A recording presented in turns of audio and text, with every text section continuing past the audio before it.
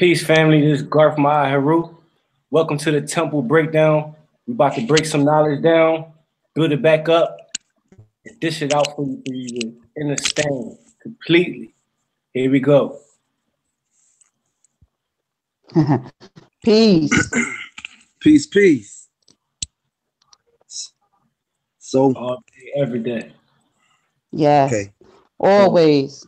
What we talking about here is afraid of being black. right. It's the topic at hand. Being afraid of being black. What's your views? Okay. I'm gonna give y'all a poem tonight. I want y'all to listen. All this came from my mind. So listen to me, y'all. Okay. I'm afraid of being black in America. Every day could be my last. Imagine the sound of gunshots, police cars, and fire trucks ring off every night as you sleep. Turning on the news, hearing some black brother or sister gunned down by the police. I'm afraid of being black in America. They place a price tag on my skin and my organs to the highest bidder like livestock. They label me 3/5 a person and pass laws to legally kill me as if my life isn't hard enough. I'm afraid of being black in America. My people look at me the same way the white man does, hateful, disgusting, and ugly. My everyday consists of trying to survive the law and another brother or sister. My history is watered down for fear that I may rise. I am judged by the way I wear my hair and clothes, by my taste in music and words. I'm afraid of being black in America. Man, that's deep. Definitely. Yes, it is. It seemed like it's a part 2 to that. I'm be looking for part 2 to that one. Yeah, I hear you. I love that. That was very, very touching and truthful. You know, the gunshots, of course, as you know, like I said, I'm in New Jersey. So, I mean, it rings bells around me. You know? Right. I probably wouldn't even know what to do if I was living somewhere else if it was too quiet, you know. And that's crazy to say that if it's too quiet, don't hearing the cars ride by or the kids outside playing when they should be. Right. It's a lot to endure living in America and not having the proper teaching or the proper guidance on how to survive or the meeting someone or doing business, husbandry, wifery, children, schooling. Those things are very important living in America.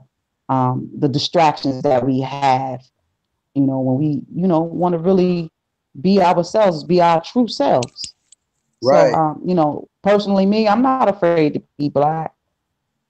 Right. Luckily, I grew up not having to ever be afraid. Actually, I loved it. I love all the compliments of being a chocolate little black girl, with a pretty tone and jet black hair. I loved it that. But Right. now, once I've gotten older and I have to go into the workforce, I ain't like it, but I still love being black. I don't like how they respond to me because they know that hey, I can't get her to do what I want her to do. Right. I give up a fight. I know that I'm odd. I know that I'm different, but sometimes knowing that you a little eccentric, you got to have backing. You can't just think you can fight that fight by yourself. You gotta have, someone behind you that feels the same way, that wants that same justice that you want. When you come out your door and walk out into this world and deal with people on a day-to-day basis, whether it's your job or going to school or for your children. You have little kids in school and they're getting taught. They're not even getting taught their history. They're not even getting. Let me say it right. They're not even getting taught our story, not their history. Our story. Right. We've been taught history from a people that have done nothing but take our story and transform it, change it, rearrange it, and make it their own. Your phone is kind of chopping up, Queen. It's chopping up just a little bit. Yes. But yes, you're saying like, you know, we haven't been taught our story. We have been taught his story. Correct? You there? Right. Yeah, your phone kind of breaking up a little bit, but you know, from what I'm hearing, what you're saying is like, you know, we haven't been taught our story. You know, what we have been taught was his story. Right. And you know, I absolutely agree with you there. True. See, and the reason why I did that was because, you know, they put the school system in effect so that they can put their story into the classroom. Isn't that funny? Right. Let me put it is very funny. The history in the classroom so that such children can know, because we're not going to teach them that at your home. They're not going to know who we are. So we're going to put the whole platform of education together, have your children come, and if they're not coming, you want to be so segregated and all this extra stuff they're fighting for and equal rights. Okay, we're going to let you join in, but guess what? You're going to be under our curriculum. Right. So that means out of 8 hours that we have your class throughout the day, we're teaching them. And especially in their earlier years. Right. In their virgin years, we're teaching them. We're already transforming their minds. Now they get to high school and you wondering why they backing out on you. They backing out on you because they done figured out that this is not taking my attention. This is not what I want to learn. This is not even what I want to be teaching them. You teach them. Yeah, Queen. Really, it's how can I say? Still chopping up. It's chopping up. I'm still chopping up. Yeah, you still chopping up. All right. But I'll give Let me see if I can relocate. Right. Okay, well, I'm gonna say this right here, and I'm kind of gonna go back to my poem a little bit so I can break a couple things down. I want to talk about basically how they set it up for us to kill each other. So back, and I'm gonna keep it. I'm gonna talk about two things really. I'm gonna talk about what the Queen just said before I talk about what I'm gonna talk about. So when the Queen was talking about school and things of that nature, we were taught in school. We were taught their history on how they enslaved our people. You know, we had the How to Kill a Mockingbird books. We had all these different books that they taught. And every last one of these books always talked about, you know, how black people couldn't read. Black people were not people. Black people, it's just a lot of things that it spoke on that downed our people. And it made us as children in school, it made us feel insecure about ourselves, and it made us hate one another. And then two, not only did they teach us those things, they made all these media sites and outlets to manipulate our minds. They made it to where in music, I'm not gonna say our music because it's not. They made it to where my books and stuff. I couldn't be in there because my reception was bad. Right. But they made it to where the music that we're putting out there, they made it to the point where this artist has to promote violence. This artist has to promote drugs. Excuse my language, but this artist has to promote words like bitches, hoes, and sluts. It made it that way. So now it's to the point where all we know how to do is downgrade ourselves, whether it's down in our women or down in our men or down in our children. And it's caused us, it's conditioned us to the point where we're afraid of each other. Every day that we walk outside, we walking outside into a war. We don't know whether we're going to live or we're going to die. You can get shot. As soon as you walk out your screen, though, you get shot by another brother, or you get set up by a sister. When it's not supposed to be like that. But because we were conditioned that way, it kept going. And the more we killed each other, the more hatred we built up for each other. Now, I'm going to go back to my poem a little bit. So in the second part of my poem, I was talking about, you know, how they put a price tag on my skin, or I said like this, on our skin and organs. We as melanated people have to realize one thing. Our organs are worth a lot to people outside. Extremely. Yes, to people outside of our organs, because it allows them to live longer.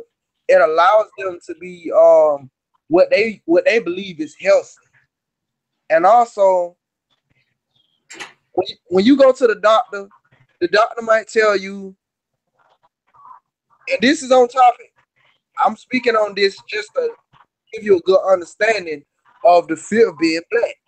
Okay, so when you go to the doctor always will tell you how, oh, you got high blood pressure. Oh, you a diabetic. No, I'm not. I don't have all these things that you diagnosed me with. You're diagnosing me from your chart.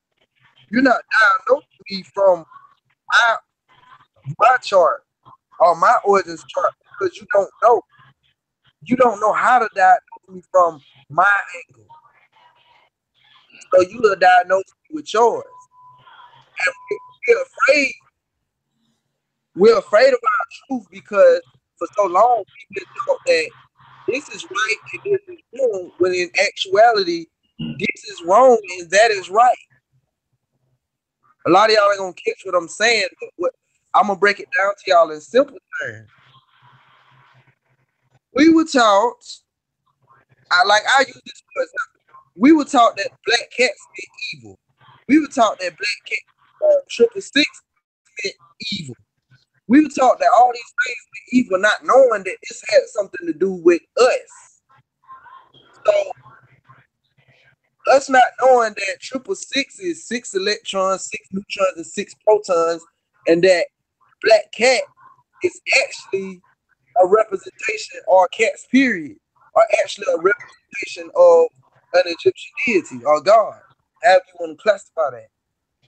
Us not knowing these things, we learn to hate these things, and because of that, you know, we learn to hate anything that is black, anything that shares our same origin. We've learned to hate. We've separated.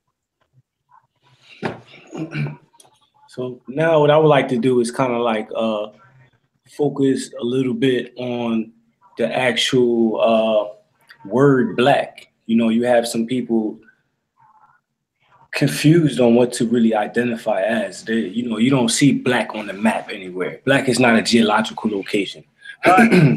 Black is a symbol in the form of a word that they placed on us, like, you know, and taught us to identify to that, you know, via applications that you'll fill out to, you know, apply for a job or to go to a particular school, these type of things. And words, like, you know, words, we begin developing relationship with these English words in, you know, preschool on up. And, you know, I view it as like a form of brainwashing and, you know, basically programming. Like, you know, for that whole stage of going to school, they teach you these type of things and inject it into your psyche. Right. And train you to be a slave. So black is the term of a slave. Right.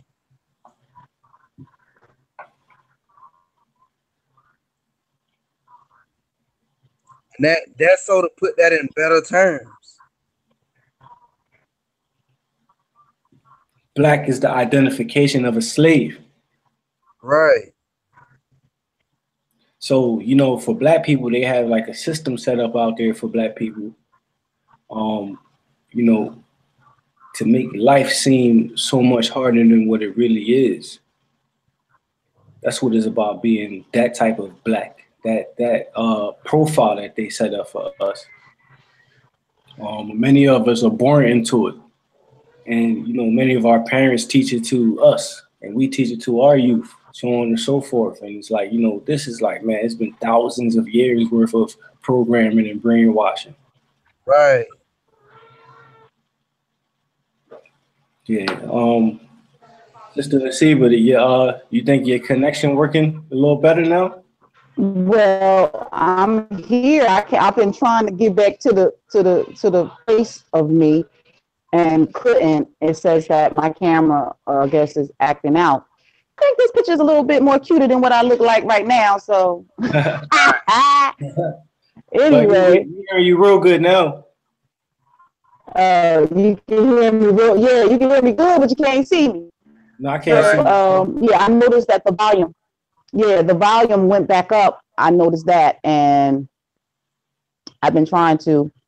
It says I'm having a problem with my little video here, but I'm with you, and I've been hearing everything so far. Wow, I noticed that every time I talk, it opens up. You have like you got some knowledge, like you had that book. I want to kind of like touch some bases on that when you're ready. Okay. Where would you like for me to start from? Were you explaining, like I believe you were giving us some knowledge on the origin of some black people, so-called black people, melanated beings. You were speaking about how we are indigenous, and you were giving me some some wordplay. You just let me know about some Greek words. You was kind of like telling me some things, Spanish words. El Negro, Moreno. You was breaking down the definition of Moreno, and you said that means something, a powerful being of God, or I don't want to dilute the knowledge that you were sharing, but you was tapping around on subjects as such. Right. And why you looking for that? I just want to show my jewels off. By the way, holla at me. Show me some love at Garth the Jeweler. Okay, right. Garth the Jeweler on Instagram, Garth the Jeweler on Facebook. Appreciate it. I got the jewels. Got the jewelry. Right. Appreciate it. I'm gonna say this too before the queen speaks. A lot of y'all are gonna think that I'm contradicting myself when I was speaking on what I was speaking on because of what Brother Garth said. But no, I'm not contradicting myself. You have to understand, like Brother Garth was saying, you have to understand where the term black came from.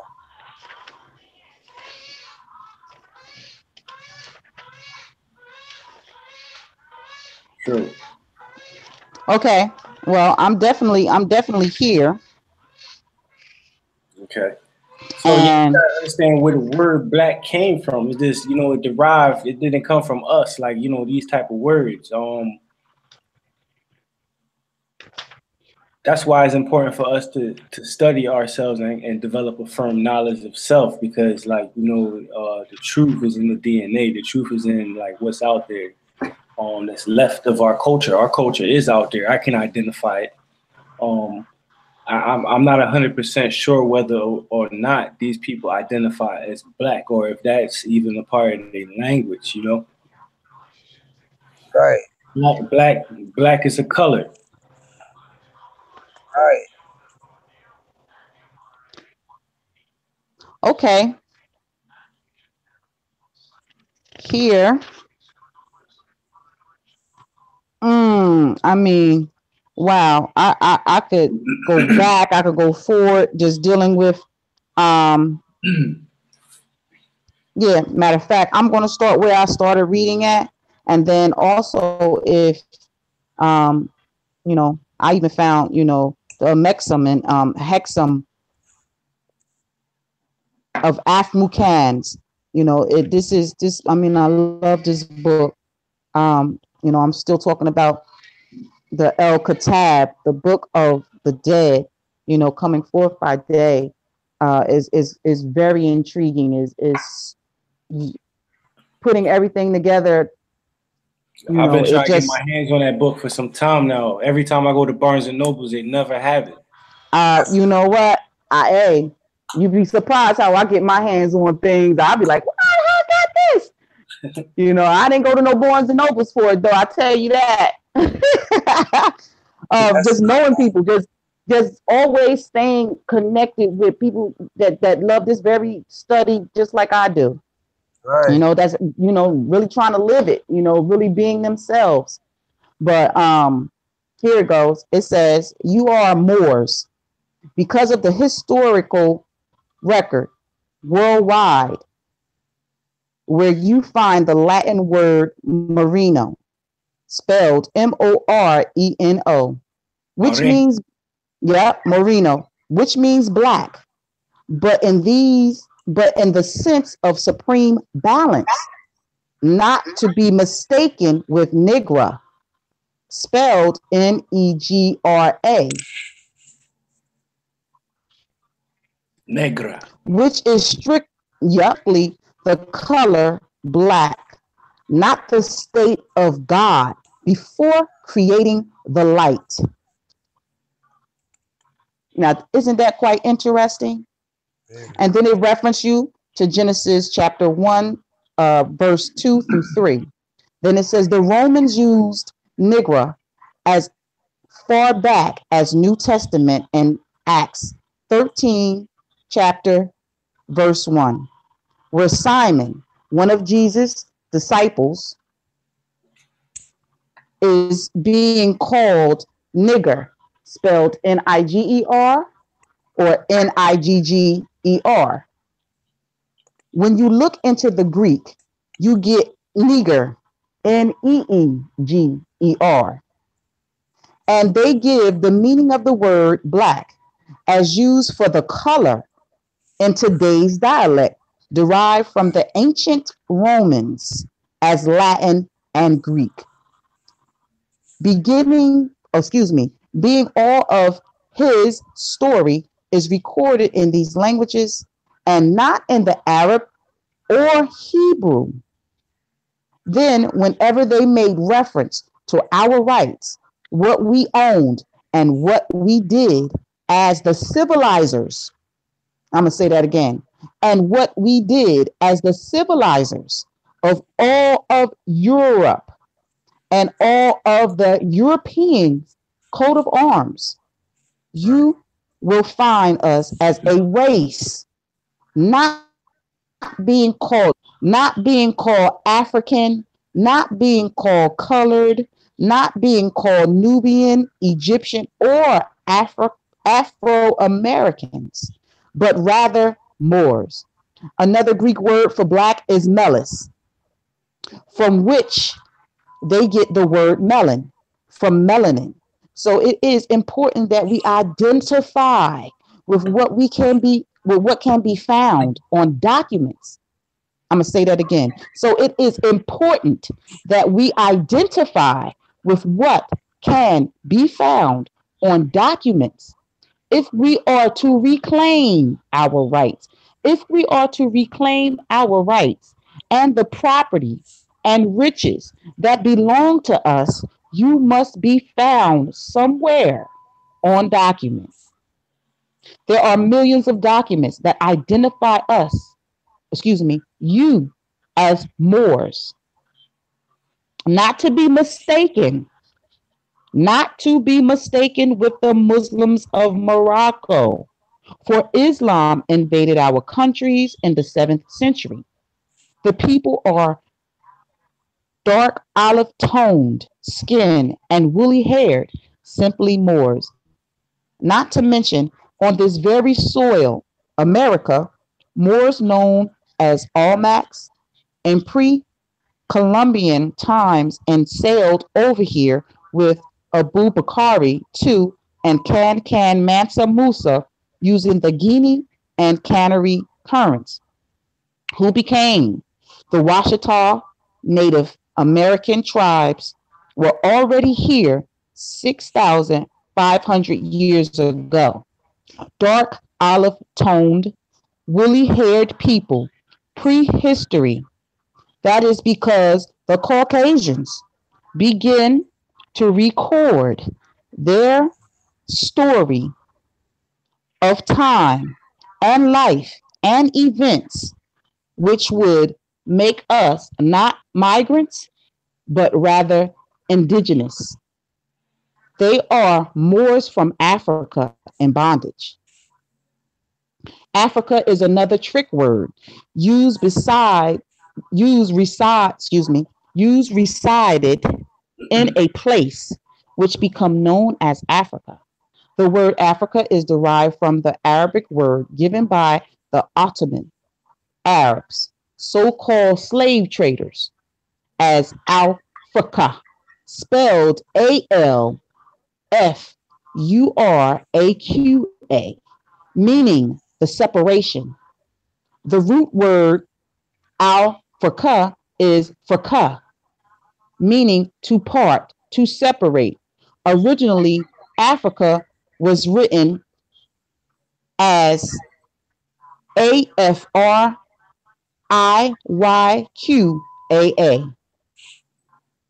or Afriyqiyyah by Arabs. Their intent was to do exactly what they did: invade our lands, spread their religion, and divide us up against ourselves, which is what Islam is doing in America today amongst the descendants of Nubians.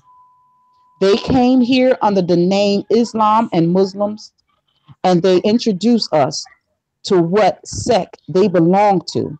And we became Shiites, which is broken up into schools, or Ahmadiyya, which is broken up into schools, or Sunni, which is broken up into schools, or Badha, Submitters Internationals, or African Islamic Missions, or Asuri Allah, or Nations of Islam, which itself breaks into other sects, 5%, which itself breaks into other sects, Moor Science Temple, which has been broken into sects. And as you see, they are in America, and they have us as a people who have enough problems with the invasion of Christianity, with its many sects and groups and others amongst us, like the Israelites and the Hebrews, to mention most important, the Arab invasions in America amongst the blacks,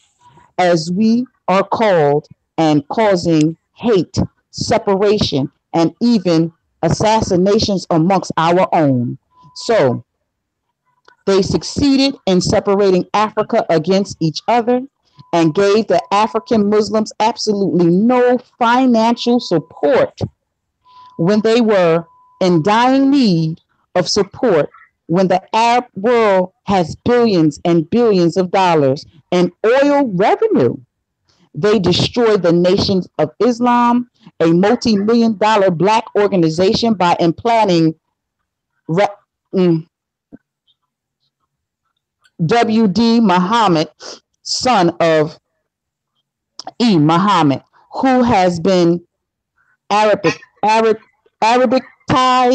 to turn them into Orthodox Arabic Islam.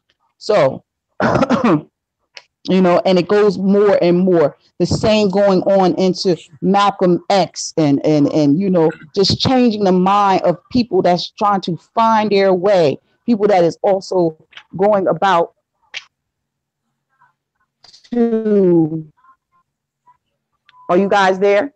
Yes, yes. We just listening. Okay. Taking in the knowledge. Which is very, very interesting. And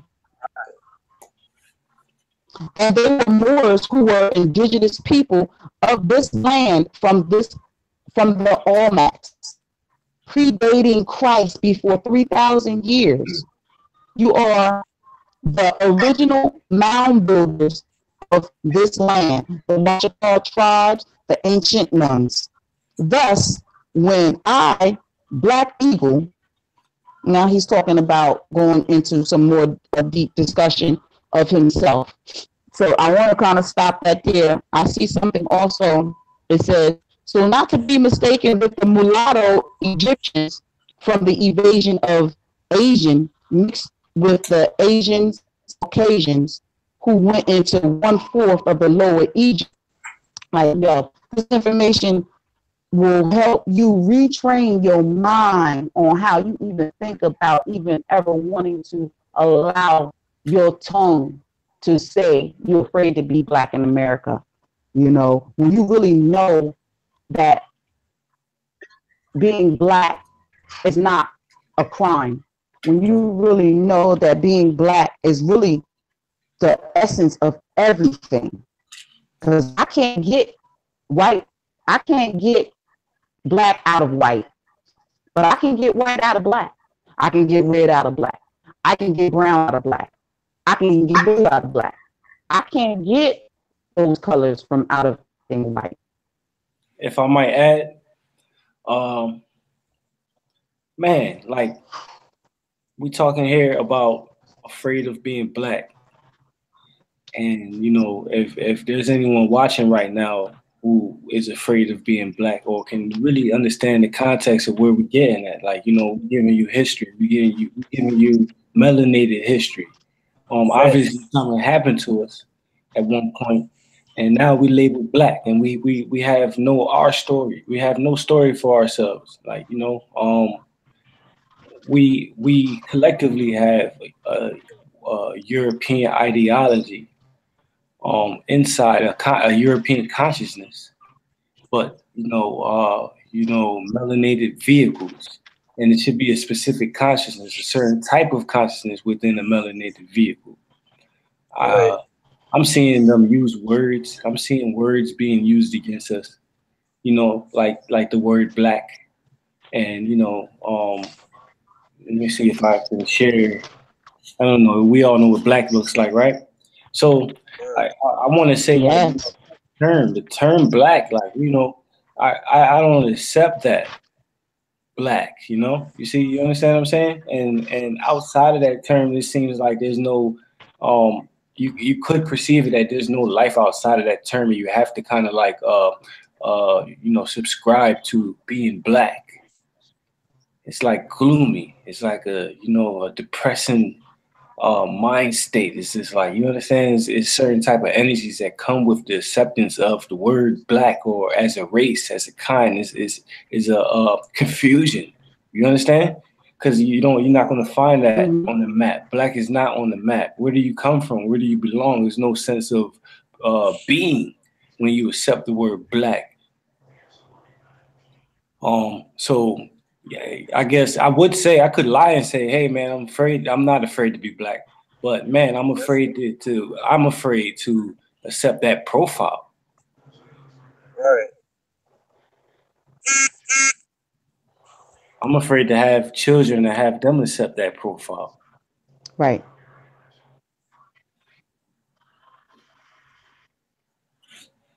Now, I do understand. Yeah, so I don't know, like within that profile now is like, you know, is a system that's set up against you. They locking children up, you know, they putting children in the jail. Like they giving you know, criminal record to 12-year-old melanated children. The whole system, like as far as, you know, you put that's like. Go ahead. I mean, you know, yeah, you put your child in the school from preschool on up, they just getting brainwashed. That's prison. Those are institutions. Isn't that crazy? They didn't want us to join, you know, the educational system. Right.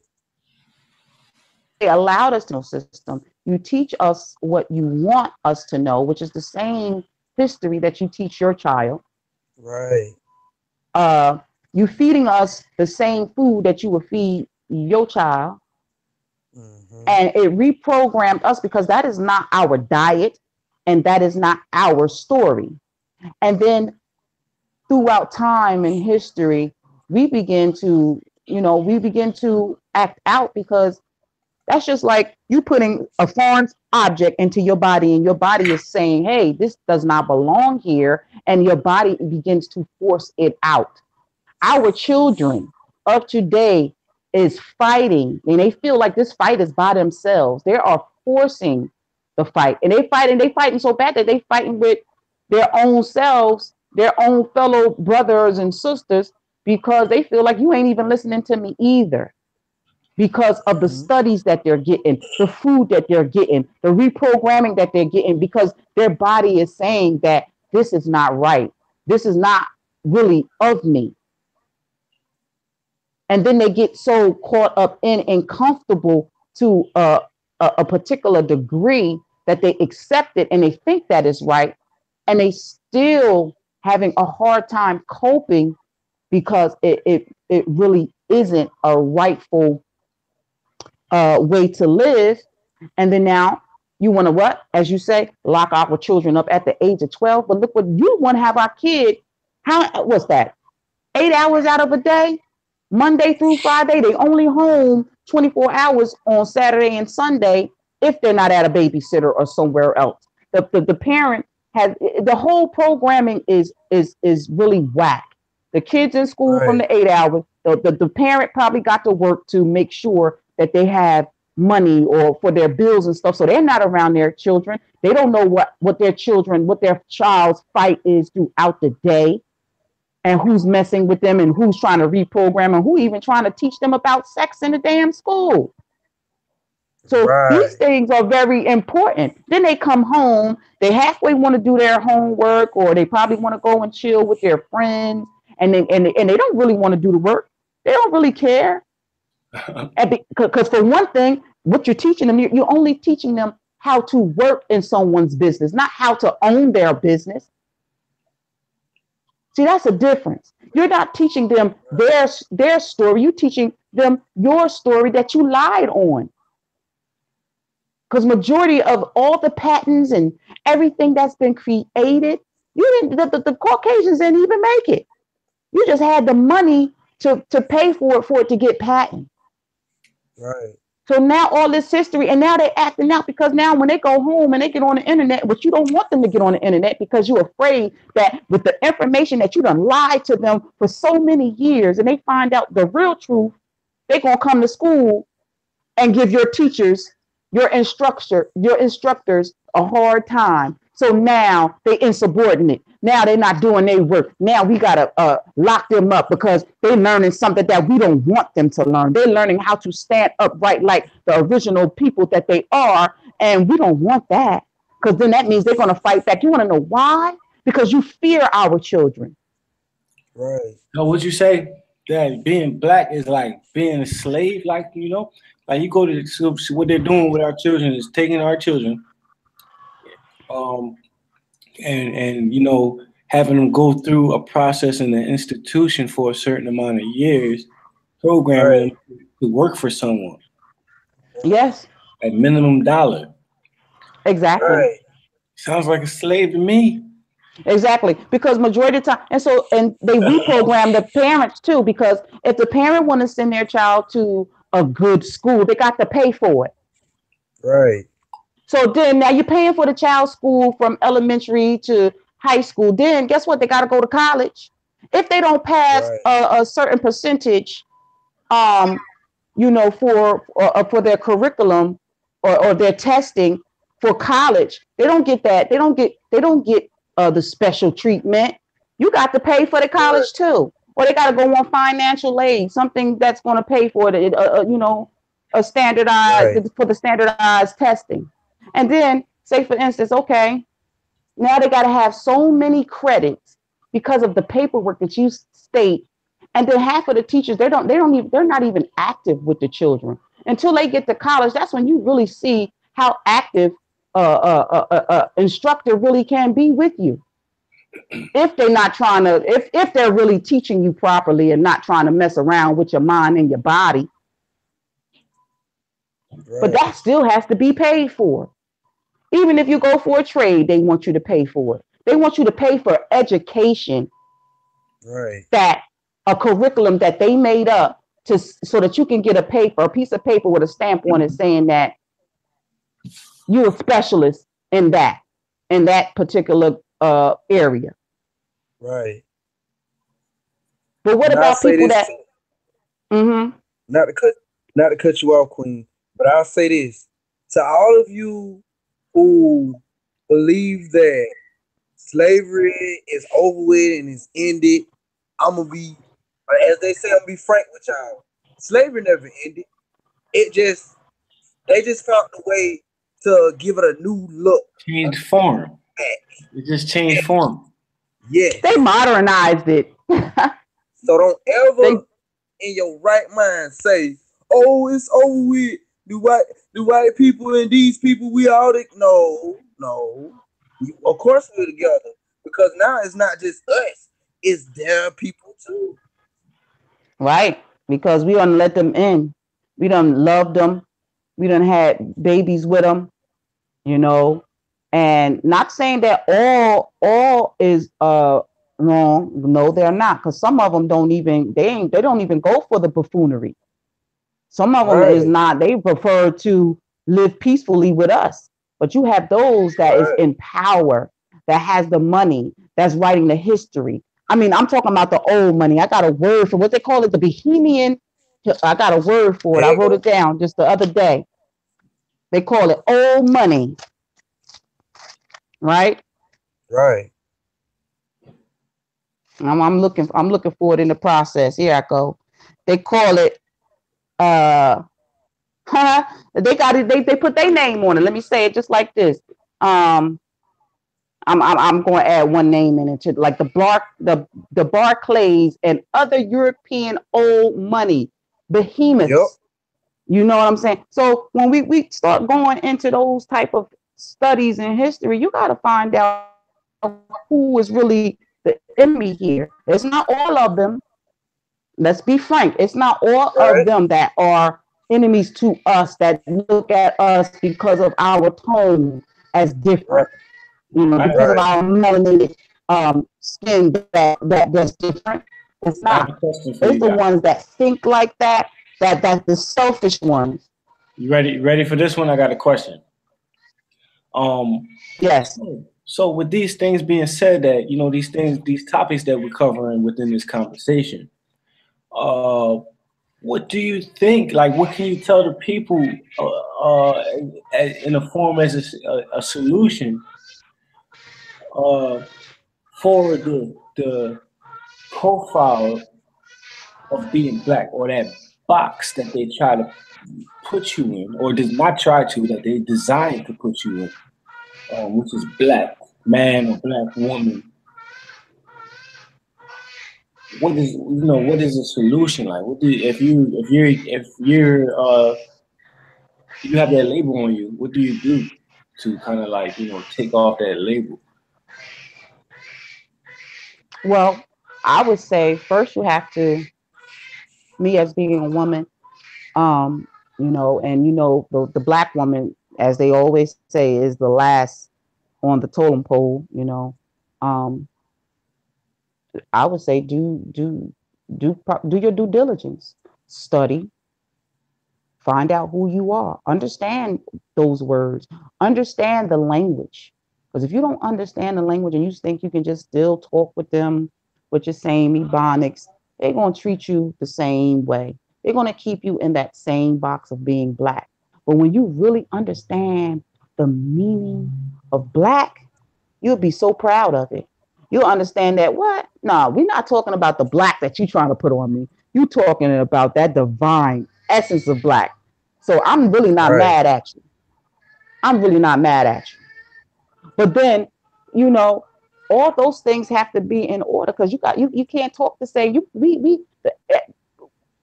Let me say it like this. The same way when you go to a job, you put on a different language, you put on a different coat.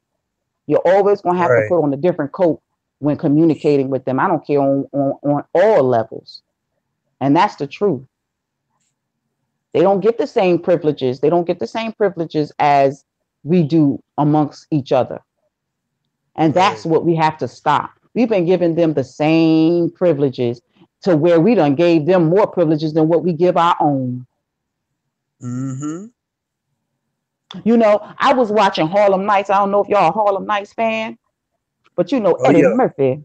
I'm sorry, I have to say his name. You know, Eddie Murphy is a genius. With all of them, Red Fox and Richard Pryor and Miss Reeds, all of them, and they made that show. They had one business. They had one business. Yes, they was in the candy business. They was gambling and everything that they was doing.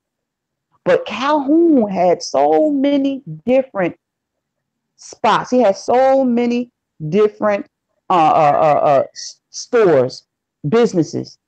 They still wanted some of his. You being greedy, and we allowed them to be greedy. We just said, "Look, we had this one. You can do whatever you want. Just leave us alone." And that's all we want. We want ours so that we can be good, and you can have yours. There's enough earth on this land for us to have, so we all can be spacious and out of each other's way. Right. But they want to keep the money, the land, the oil, the gold, and control of our minds, and control of our children, and control of our homes and our. No, it has to stop. And Speaking until of that, I kind of want to show you something, Queen. I ain't gonna be able to see it. Why not? You can't see the screen. Nope. Why not? Because it won't let me go back in. It says my video isn't with the camera. Oh, let's see. Hold on. So when I talk, you're not able to see my picture right now while I'm talking? Well, yeah. I'll be able to see you, but you just won't be able to see me. All right, cool. I want to show you something on my desktop. Okay. All right.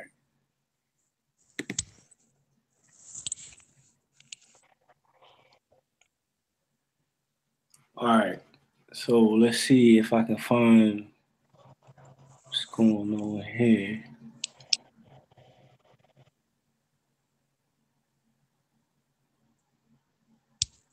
Okay, I see it. Yeah, I see it too. What I'm looking for is not there, so I'm going to have to just pull it up. Okay.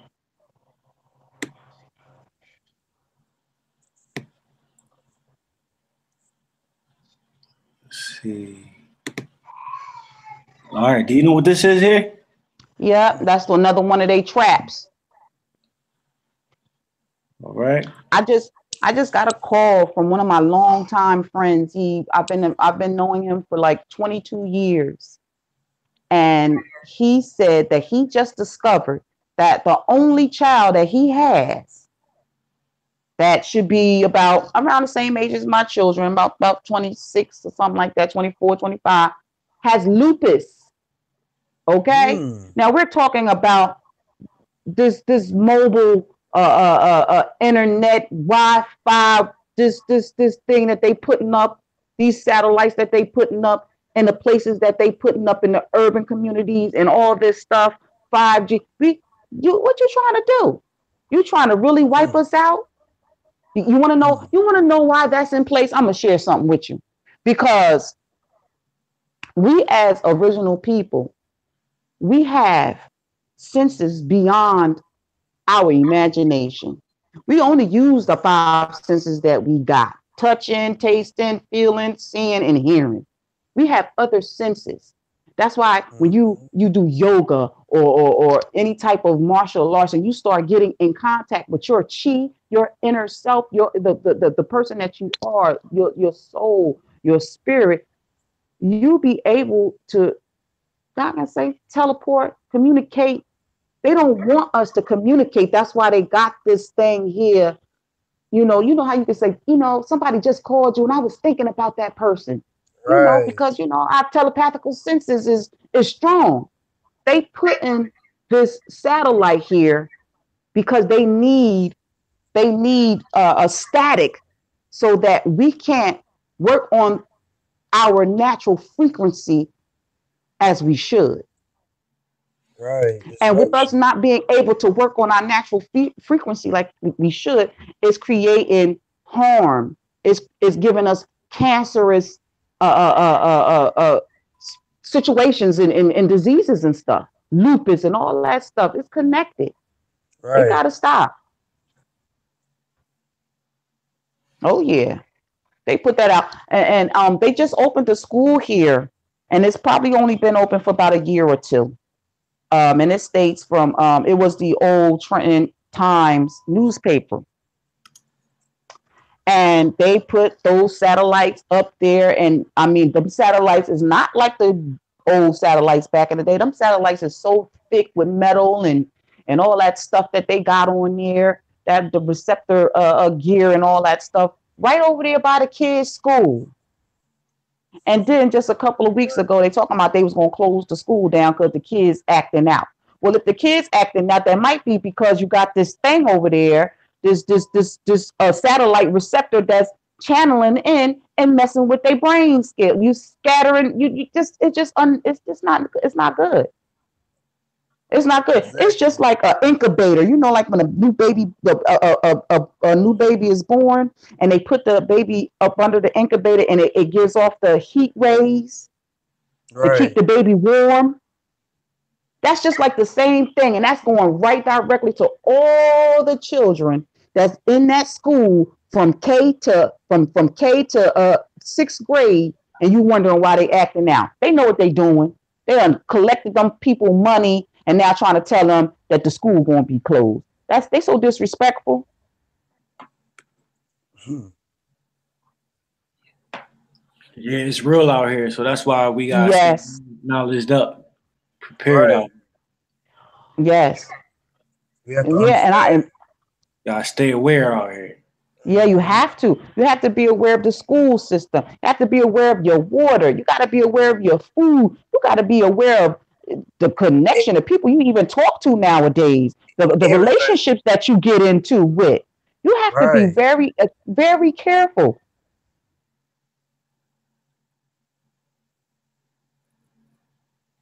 Y'all there? Yeah, we hear that's true. You know, very careful. Stay alert. Keep your eyes open.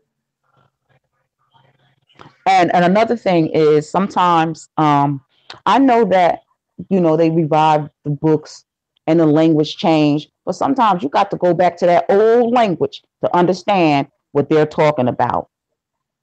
Because if they still got old money, you need to keep yourself up on that old English, because that old money.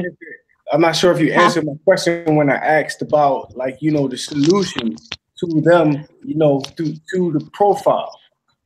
Yeah, that's what I'm talking about. I'm still talking about it. It's a long discussion.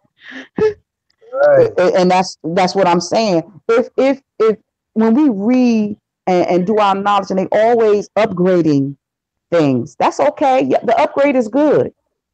But I don't want to get too far away from the upgrade, because our story is notated. And our story ain't upgraded. Our story never changed. You don't have to upgrade our story. So you don't have to give me no extra fancy words for me to know what you're talking about back then. You know what I'm saying? Keep it the same way.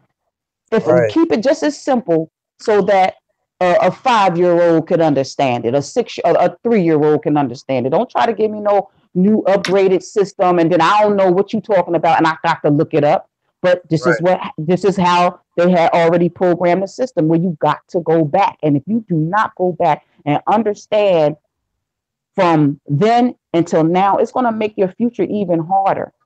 Right. I'm not saying to just go back and forget about what's going on in the future. No, that's not what I'm saying. I'm saying get yourself abreast, get yourself well learned from then and to now. Because one thing about anybody that have left any type of stamp, any type of history for us, we always had to study it. You always had to go back anyway, because that's where you're going to get the message. The message comes from the wise. Our message comes from our ancestors, and they put it in the books. They try to change it up, but sometimes you can't go with that. You have to study. You have to understand. You have to do your research and allow it to reprogram you. You have to reprogram yourself from what you've been taught and what your life is really about. And this is what I'm talking about. Not history, our story.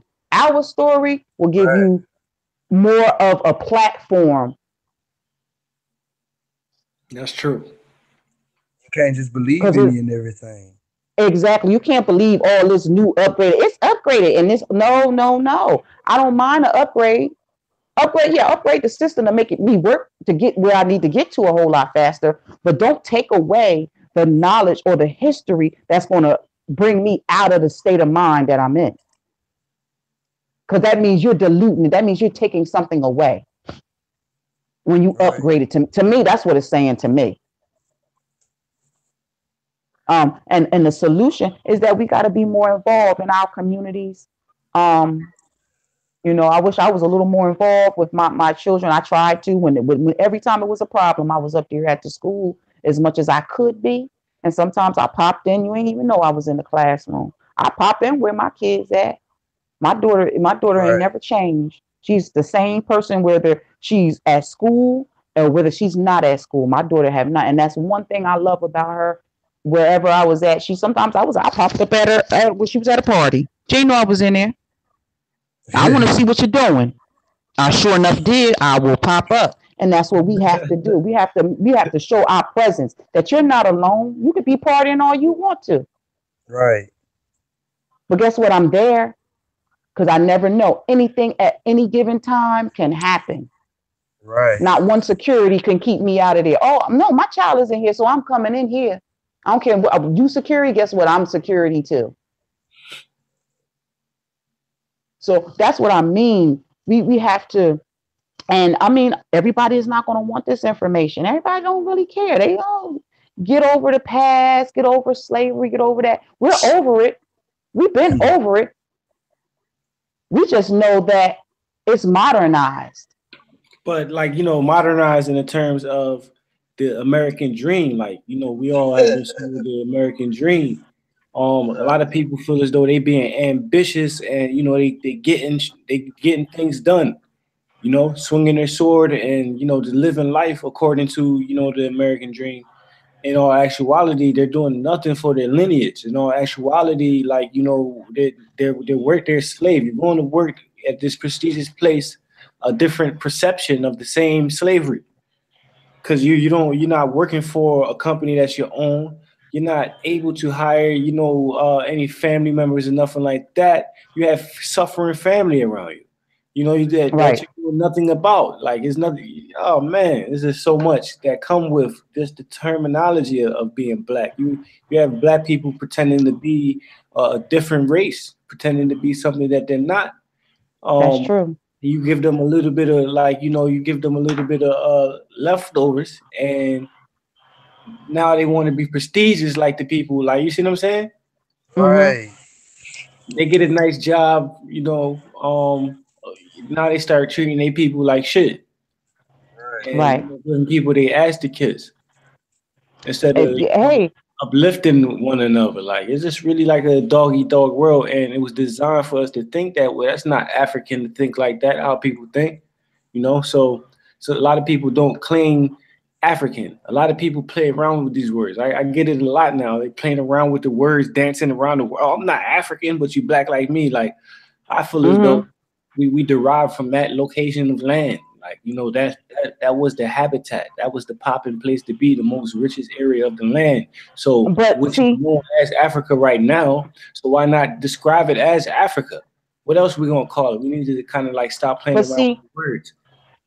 I feel you in all aspects, but one thing I have to touch on is what you said as far as, and when you say, oh, they dance around with the word African or Africa, but we have to remember that before the continent drift, all of this was connected. So all of it was Africa. All of this was a Mexican. So wants the separation. Look at that. Remember when not to cut you off, but look at that. Pangea. And you said a Mexican. You know, you see it's all words of describing the same thing. So I try not to get lost into the words. Right. And but when you understand, you can't help but not to say get lost in it, just understand it to the depths where you understand that every time they use it and they say, hey, I'm not African. Okay, no, I'm not African because I don't want to be separated from my people. And if you really knew what the word Africa means, it means to separate, to part. We shouldn't be separate. We shouldn't be a separate race. Because upon us being a separate race, we're not getting anything done. Right. So, you know, and when they say Native Americans, the Native Americans were African as well. Exactly. We know what they did. They was mostly the rebels. They was the rebels of the Africans that. I want to throw this out there. Right now we're identifying that we have no identification as a people at all. Yes, we do. Black Black means blacked out. Like we didn't. What is that then? You said what is that? Because more, where is more on the map? And then like, you know, more, there go another word again, you know, it's another word, just a different box, same size to a different box. It's just words. We, like you said, I like the concept that you were saying about Pangea, and then you use another word like Maximus or something like that when all the continents were aligned. Like that's what we are. I'd rather be that opposed to like these words again from, you know, from our slavery past, like more and all this and all that. I don't trust none of that. You know, so far I've been, you know, receiving the truth from nature, and also what our ancestors did was kind of like, you know, mimic nature in a sense with the pyramids, these stone structures that lasted forever. So you kind of see the truth there, you know. I see the truth there about our origins, and I don't necessarily think they use the word black or describe us as a people by a color. Right. Now, when you touch bases on they describing it as a color, I'm gonna come here, and I'm gonna read it for you so that maybe you'll get a better idea of the separation. Okay.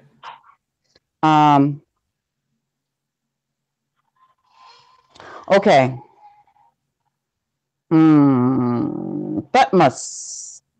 Thutmose defeated Papi, the ruler of Hyksos, I guess that's how you pronounce it, which was light-skinned Syrian Phoenician Arabs, led into a land.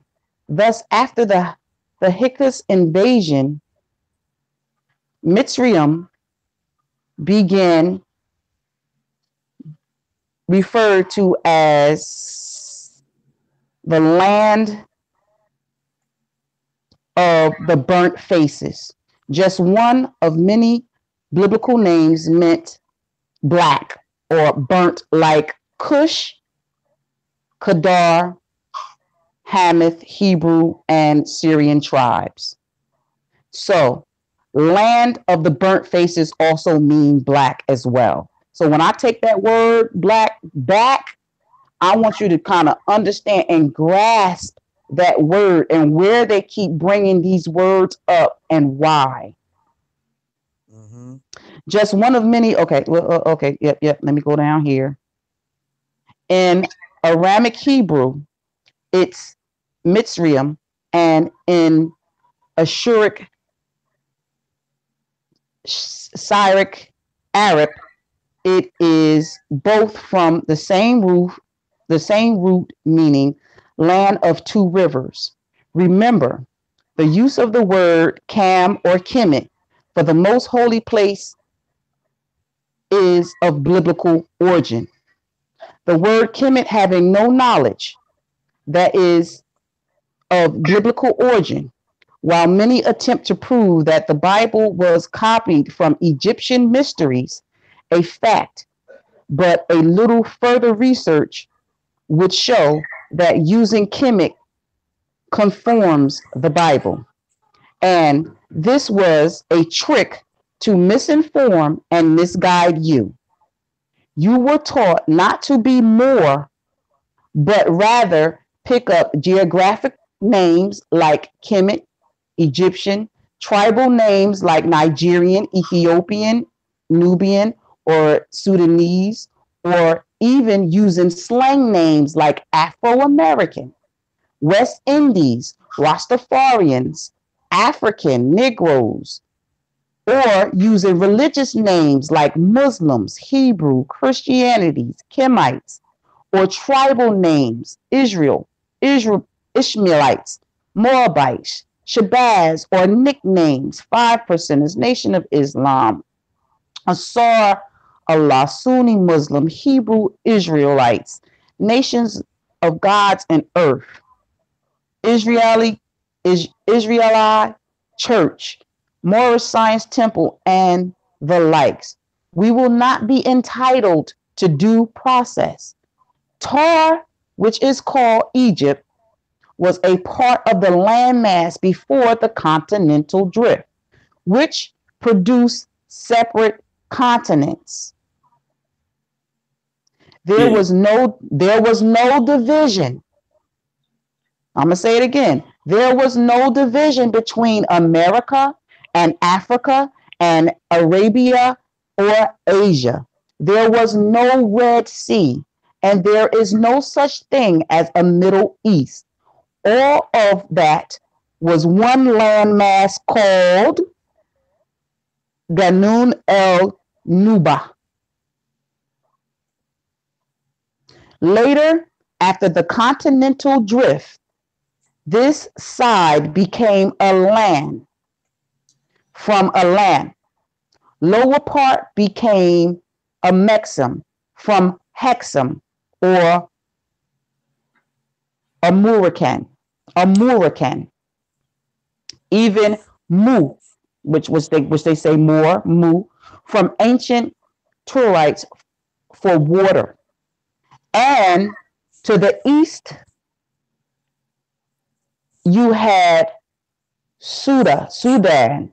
All of the people there were that the Latin-speaking historians recorded as Moors. So that's where you get this word Moors from.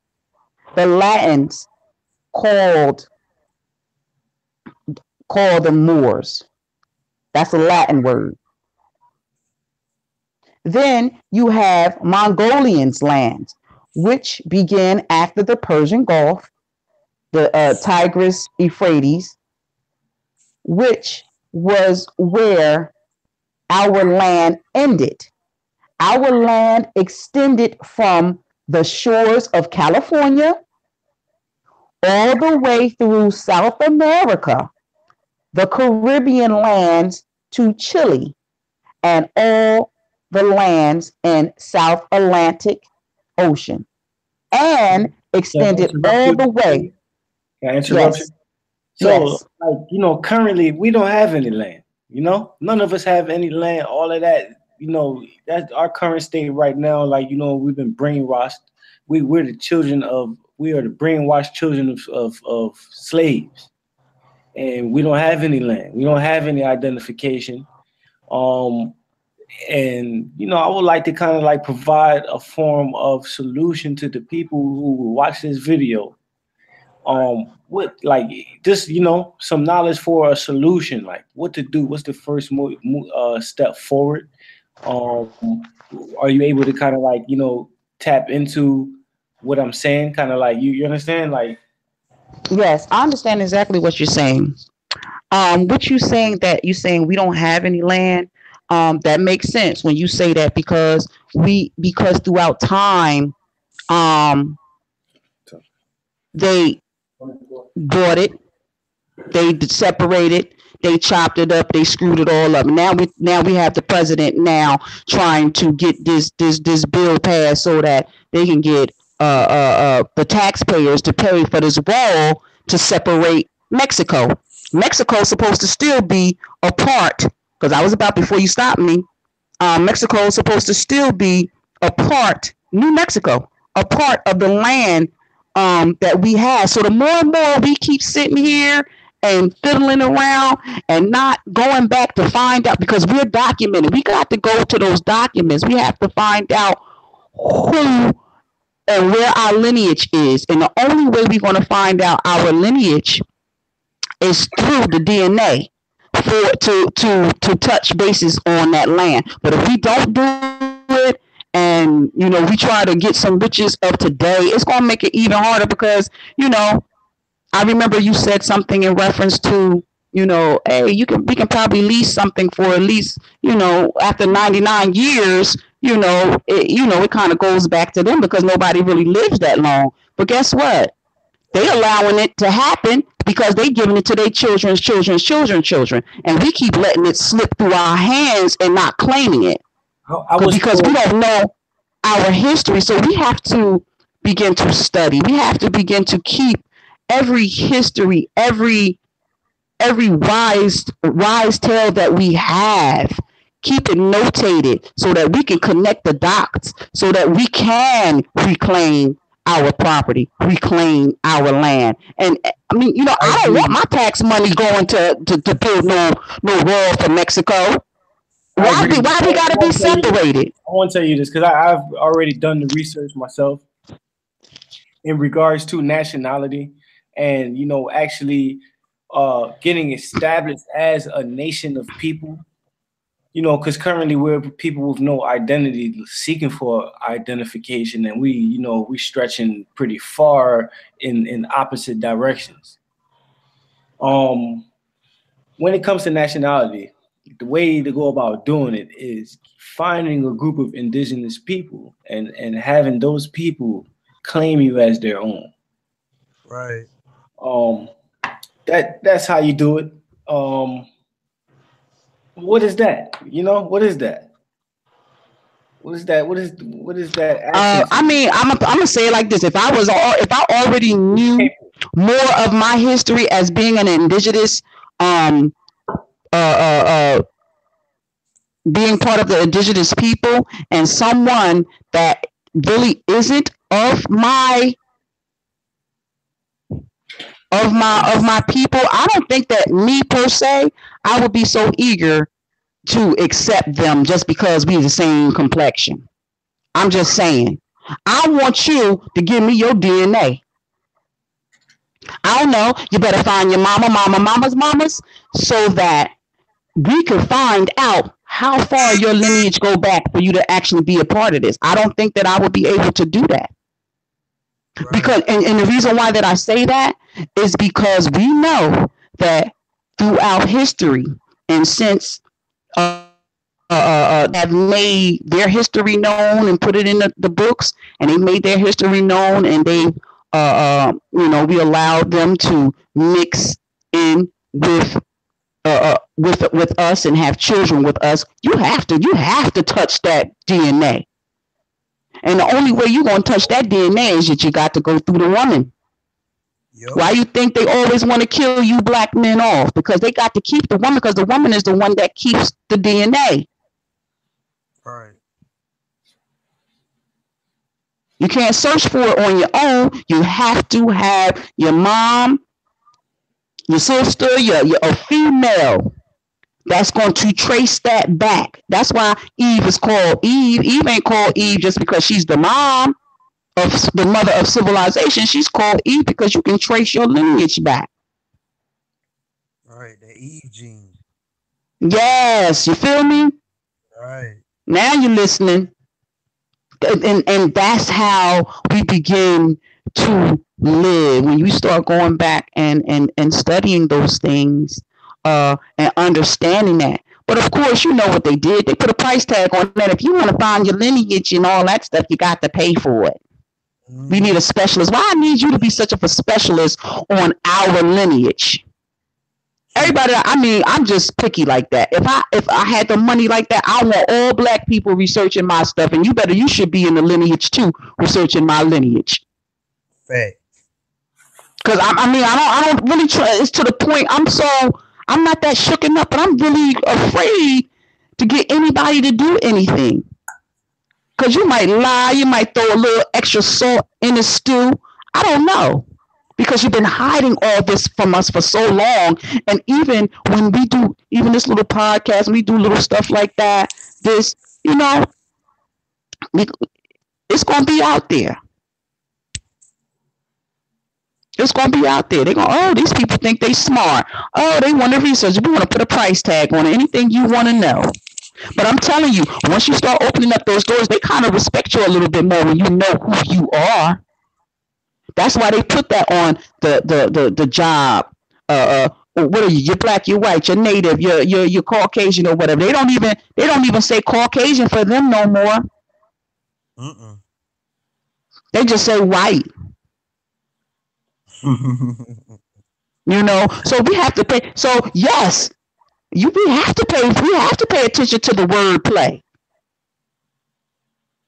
They trying to dumb us down with the wordplay. Don't take the wordplay away and upgrade it. So now that my children don't even really know that, even though you said white, they actually talking about Caucasians. They don't want you to know, because the more and more they keep saying Caucasians, you know, the Caucasians come from the Caucasus Mountains. Right. Because that identifies them directly to what their lineage is.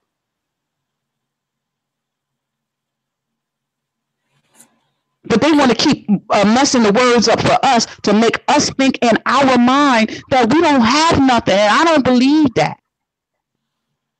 I believe that every time I step foot out of onto this soil, it belongs to me somewhere down the line.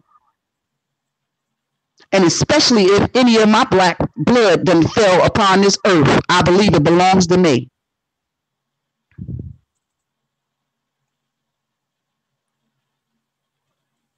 So yeah, for those that really want to know, I say do the research.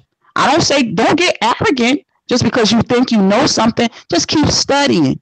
Do the research. Do the necessary things, and don't fall for their traps. Don't get in any trouble to make it hard for yourself. Don't get into no traps that you have to owe them upon them already owing us. You just make it even deeper for them to say, yeah, whatever. No. So yes, it's you know, it's more than, you know, just us here speaking. It's some do's that need to be done. And a lot of times upon doing, it takes finances or the know-how. The know-how might take you a little bit longer. The finance will speed the process up. Right. Shay. Y'all have any more questions? So I like that. Let's see. I got a statement, not a question. Just want to kind of add to what you were saying. Now I've for some time I've been studying different cultures. You know, it's only Kemet, Kush, and those regions. You know, the Sumer. You know, the Sumerians. Not just those regions. I also study the people, modern people, the people of India currently. The people that's in China right now, that whole region, Australians, the people that's in Australia. I personally know that when you study all the cultures of the world, you begin to piece together your culture. And when you study the languages of those people, you begin to piece together your natural language, because our people was the creators of those languages. And, you know, our people taught them what they know. You know, the core of their foundation is what our people taught them, or the knowledge that our people had. And they took what our people had and the knowledge and ran with it and created dynasties, great civilizations. Exactly. Now is a reflection of who we are. You know, even currently it's still happening. Like, you know, they're stealing from us. You know, if we come up with things, they steal it. Right. The way how we talk, like, you know, the slang and the words that we use, they take it and use it to control us. I'm sorry, I just want to take this time out.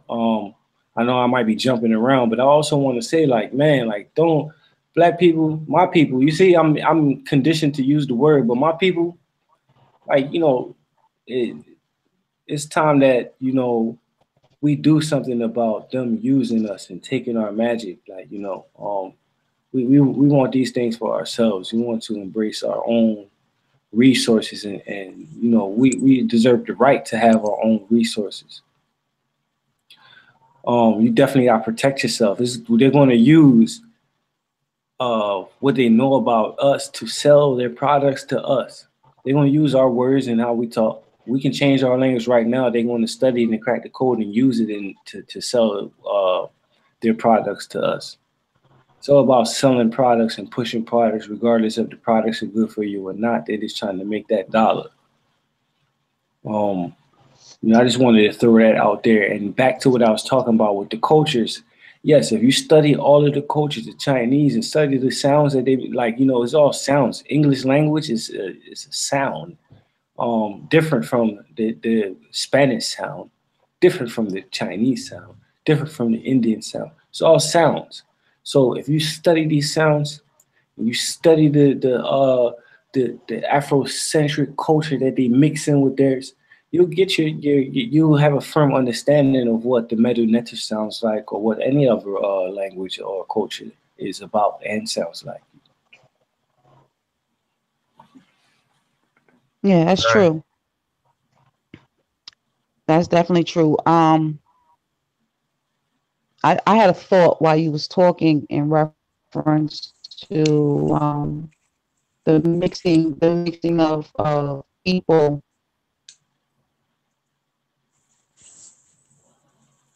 much, and they mixed in because they knew that they needed land. Right. They knew that they needed riches.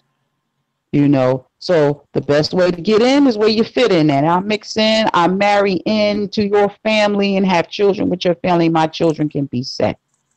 So now that they call themselves touching every part, almost every part of the earth, the hardest people that they will always find it hard to break is us.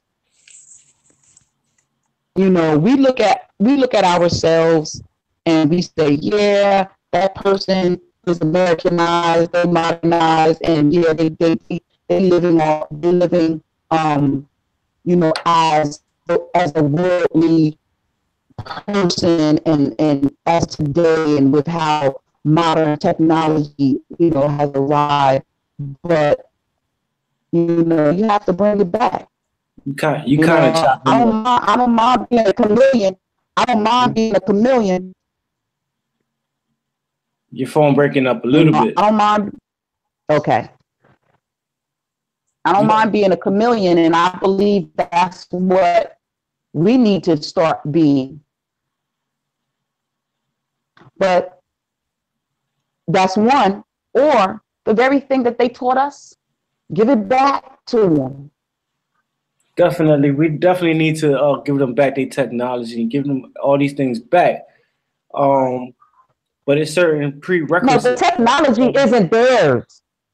No, I'm just saying the technology isn't theirs. We need to, at some point, we need to discard all of that technology and create our own. Just leave it alone until we can, like, you know, create our own versions of completely different type of you know, products or tools or objects. It was something I wanted to say though. Our people now, like, you know, they're in like a state. Yeah, because you said it's kind of hard to break our people, but our people right now is, like, you know, in a state of confusion because, you know, I see a lot of people that, you know, angry, and some of our people appear to be kind of racist. And some of our people may say, yeah, I'm racist because all this spilled milk. Look at all this milk that's spilled. And I see this a bitter person, an angry, bitter individual, and that's not really what it's about. You know, strength is the ability to withstand pressure, and this person has been through so much pressure to the point they are bitter and angry and mad, and that's weakness to me, you know. So that's what I'm speaking about, this confusion. What I visualize that as like a a dog with no legs that wants to bite someone who offended it and rolling around on the ground. That's not how you bite that dog about to bite anybody, you know? You might need some assistance. Someone might need to lift them up and bring them over to the object so it can bite it, right? So that's how it's done. You know, it's a physical world that responds to physical action. And, you know, talking about it is not going to do it. You got to definitely put in the work. And it's a strategy to, you know, how you are doing it.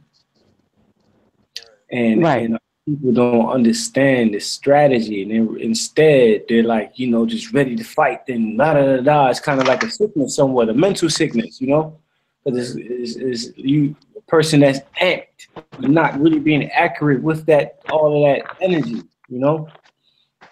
Then you also factor in fear. All of these things, I personally know that comes from like your eating habits and things that you put into the body.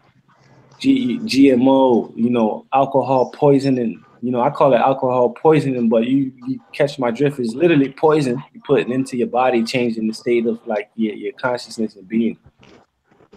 You drink too much of it, you die, right? Right.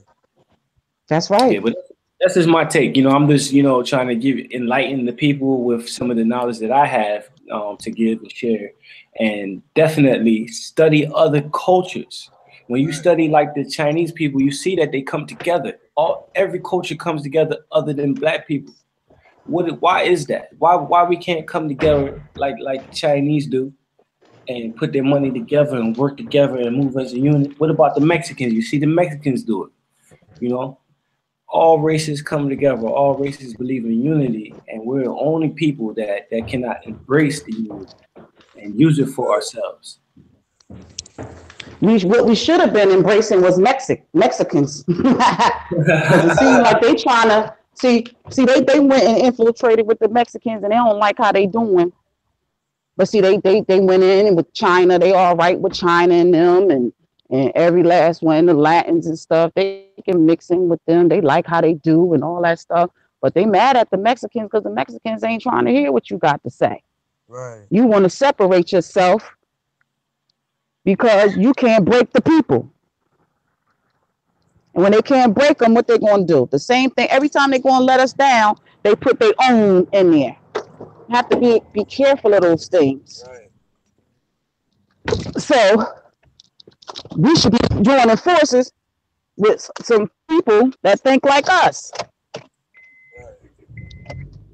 And I say this too, Garth. Like you were saying about technology, I feel like before we do anything related to technology, we as a people need to go back to nature. The more we go back to nature, the more realization we'll have. Because right now we aren't connected. A lot of us aren't connected with nature at all. A lot of us are afraid of nature. And you know that's right. A bad thing. Considering the fact that once upon a time, we were able to communicate with everything in nature. That's true. And see, and that's why we've been getting the wrath the way we have, because we act like we don't want to come back home. We want to be so modernized and not do what we're supposed to do, because we are a natural people, a earthly type people, a historical people of great origin. We don't want to come back home. We too lazy and content instead of doing what we're supposed to do. And as long as we keep thinking like that, they're going to keep whipping our butts. As long as they keep putting the flashy cars and the shoes and the Timbs and the food and all that, and we want that and we want that because we want to look so good and flashy vanity. As long as we keep on thinking like that, we're not doing the proper things to make sure we have longevity. Right. We want that quick, fast money. It's not going to work out. That it's right there, if I might add, that is the trap. That's the trap. We got it on camera, okay? That's the trap right there. That is it. That's it. That's what they want you to do. They want you to live fast, a fast life. Exactly. And not leave anything behind, and not pave no way for the youth. That's right. Destroy you. That's it. We gotta go camping. That's what it is. Because when you live fast like that, you burn yourself out. See, because if we pay attention to majority of the people in because we come from a biblical, all our biblical history takes us back to what's really ours.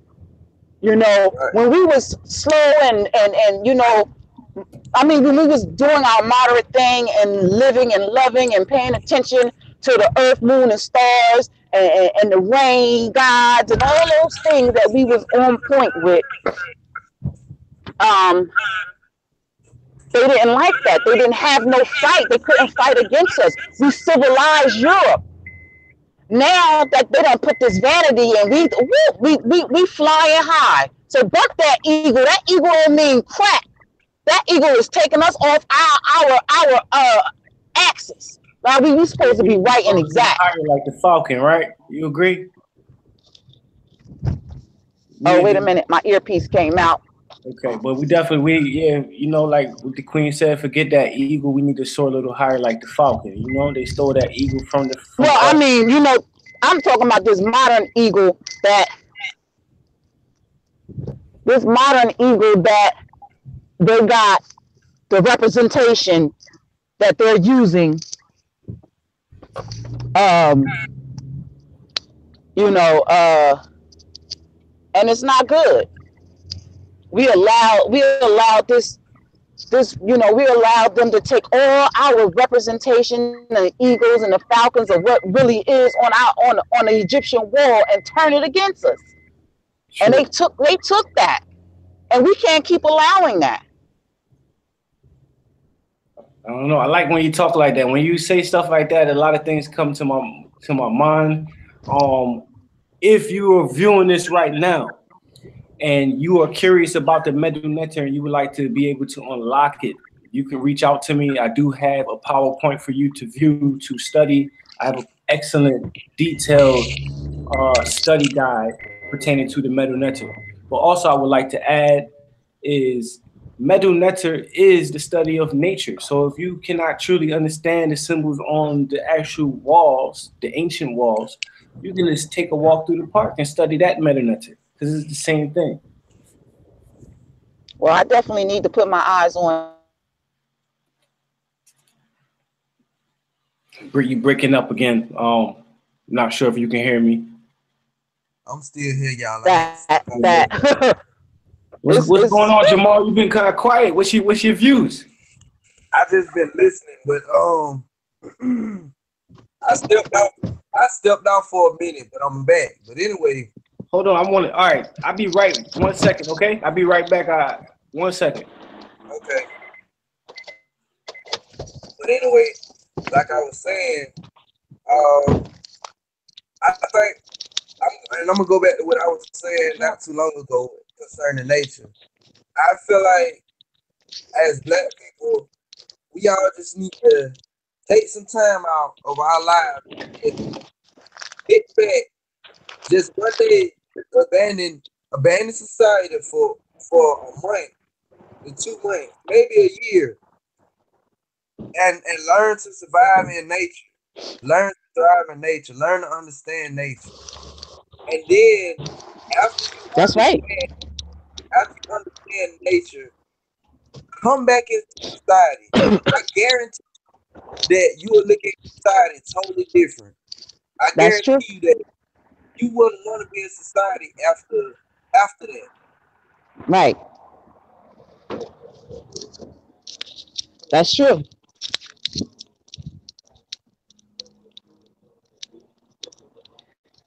That's exactly the way I feel. So because it has to be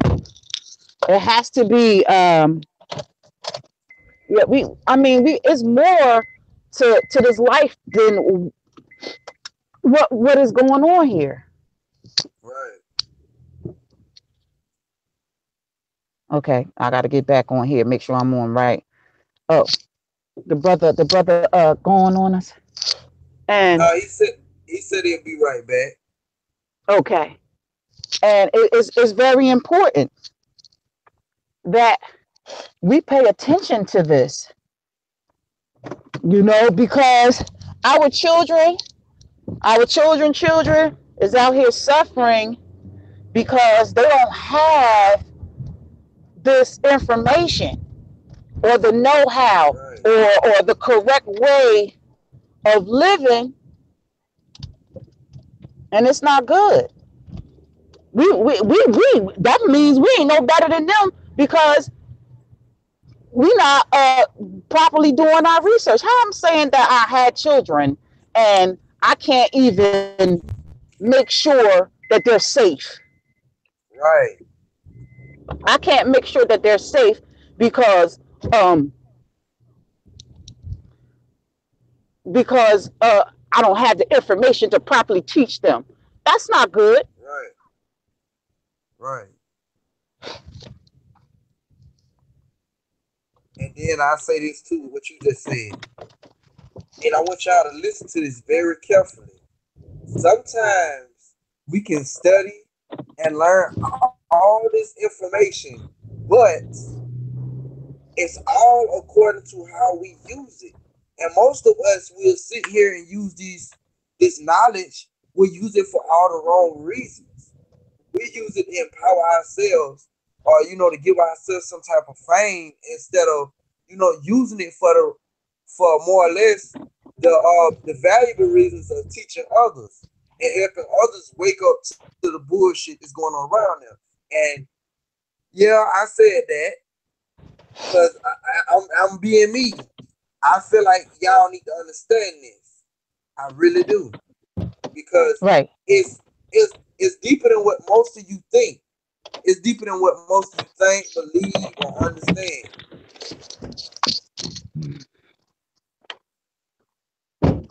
Yeah.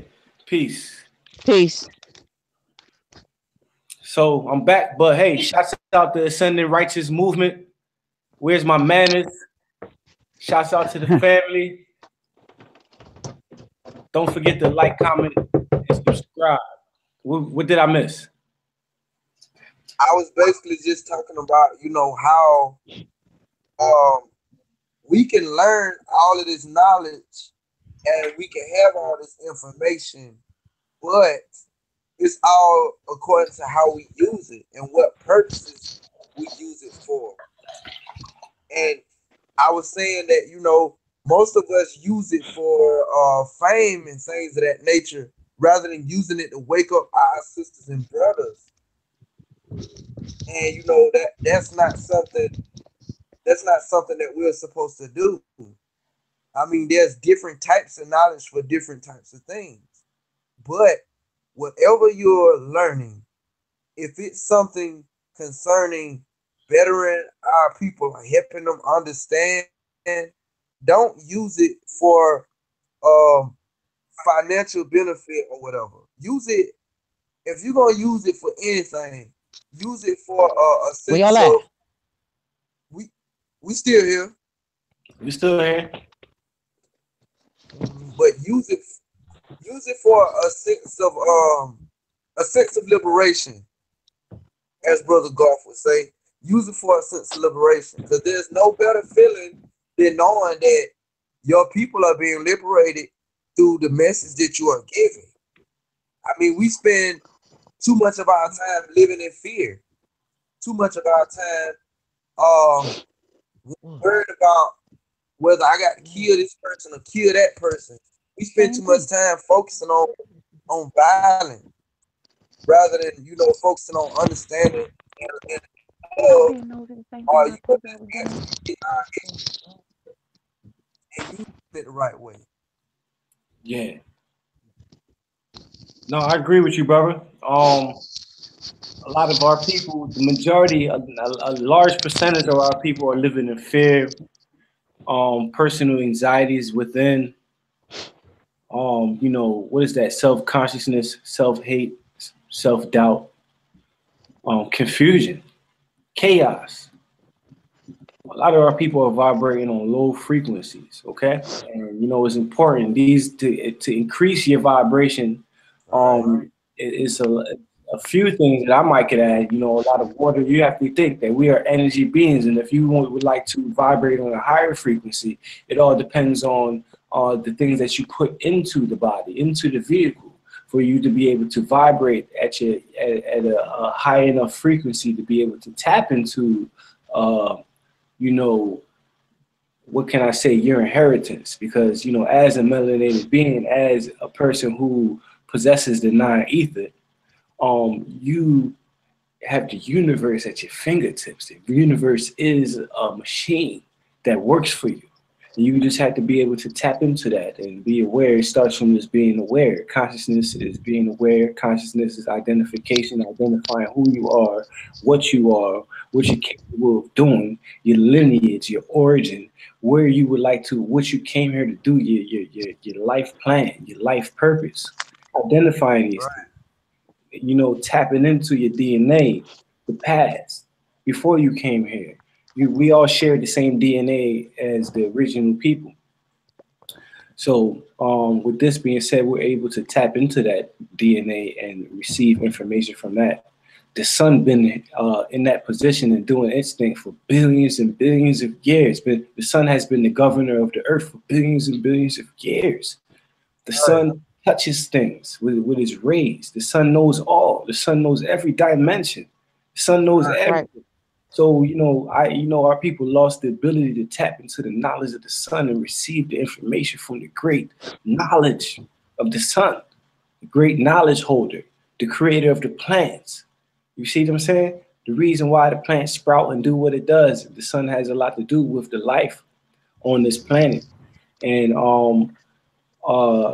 our people have no knowledge of that. That's probably, maybe what I'm saying is Chinese, but you know, if you're really looking deep into my words, I am saying that the sun knows all. The sun is intelligent. The sun is conscious. You can speak and have conversations, communication, dialogue with the sun. Right. That's right.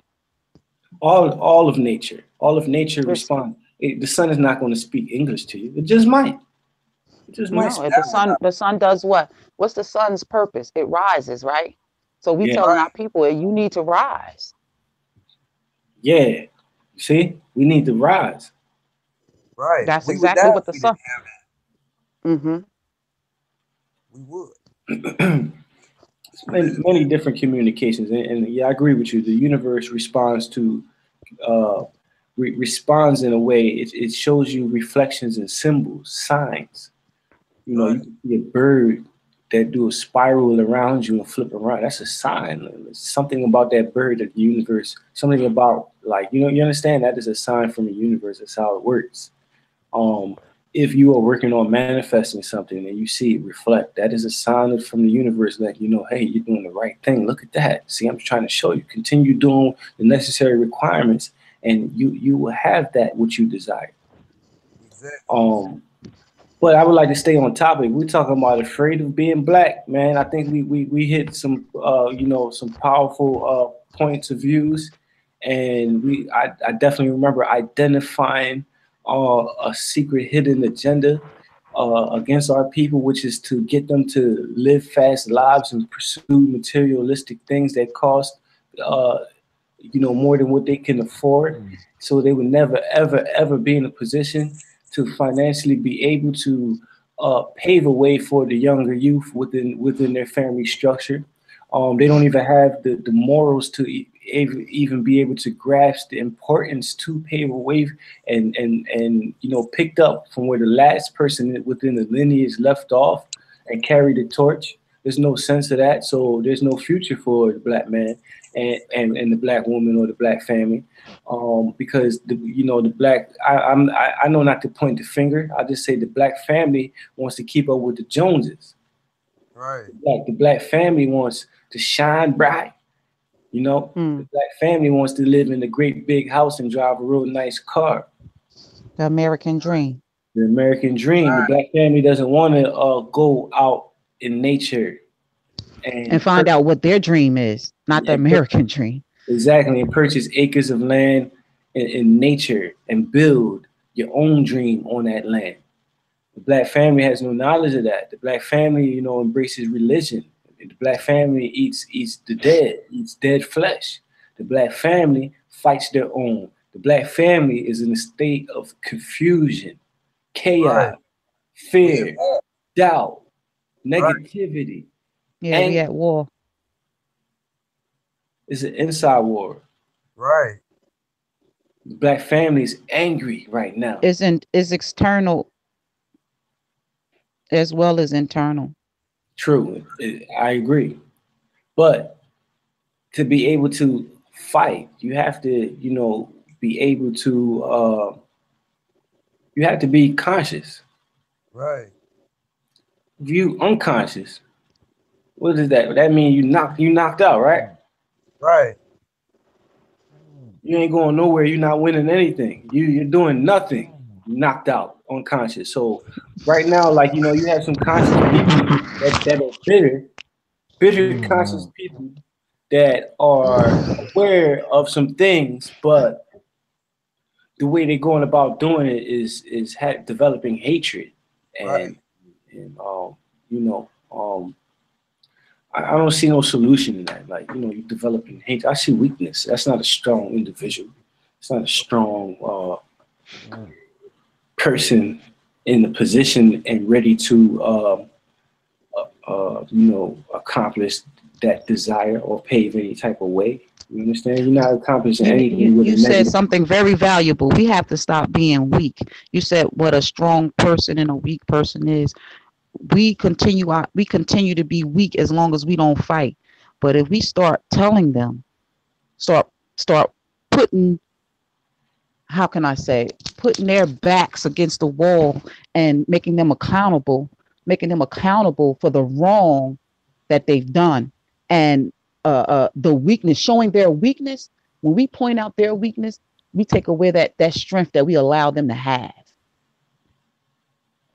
Right. That makes sense? Yeah. Exactly what you just said.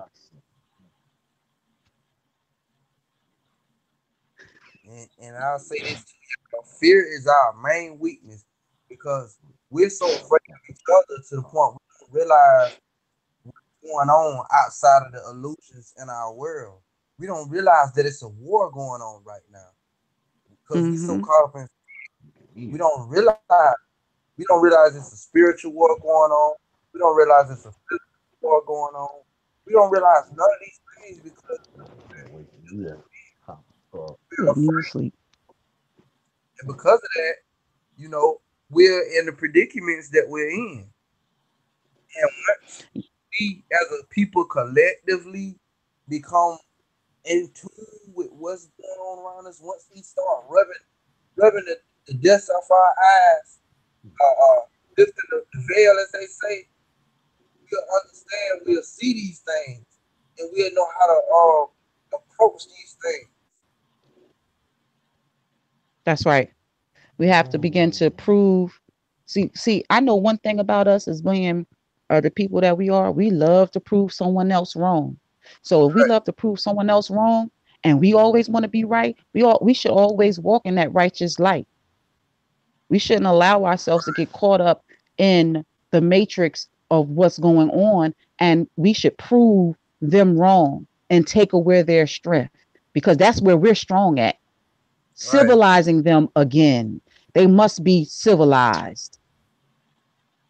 Wow, that's powerful. Yeah. And then I'll say this too, y'all. We too much of hard bodies on each other instead of being hard bodies on the people that we need to be hard bodies on. I think people don't know how to. Like, I see a lot of rambling and people buying guns and stuff like that. Like they just about to dig themselves in the hole. The right way to go about doing it is coming together.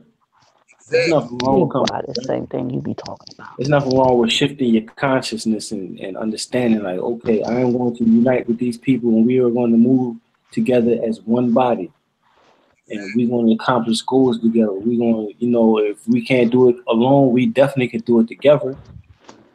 And I say like it's too good. When you mention one body, but when we talk about things like that, we become one body as as a collective people, then we'll pretty much become a giant. If everybody formed to become a giant, and this giant will be able to crush anything, any and everything that's holding us back from our full potential.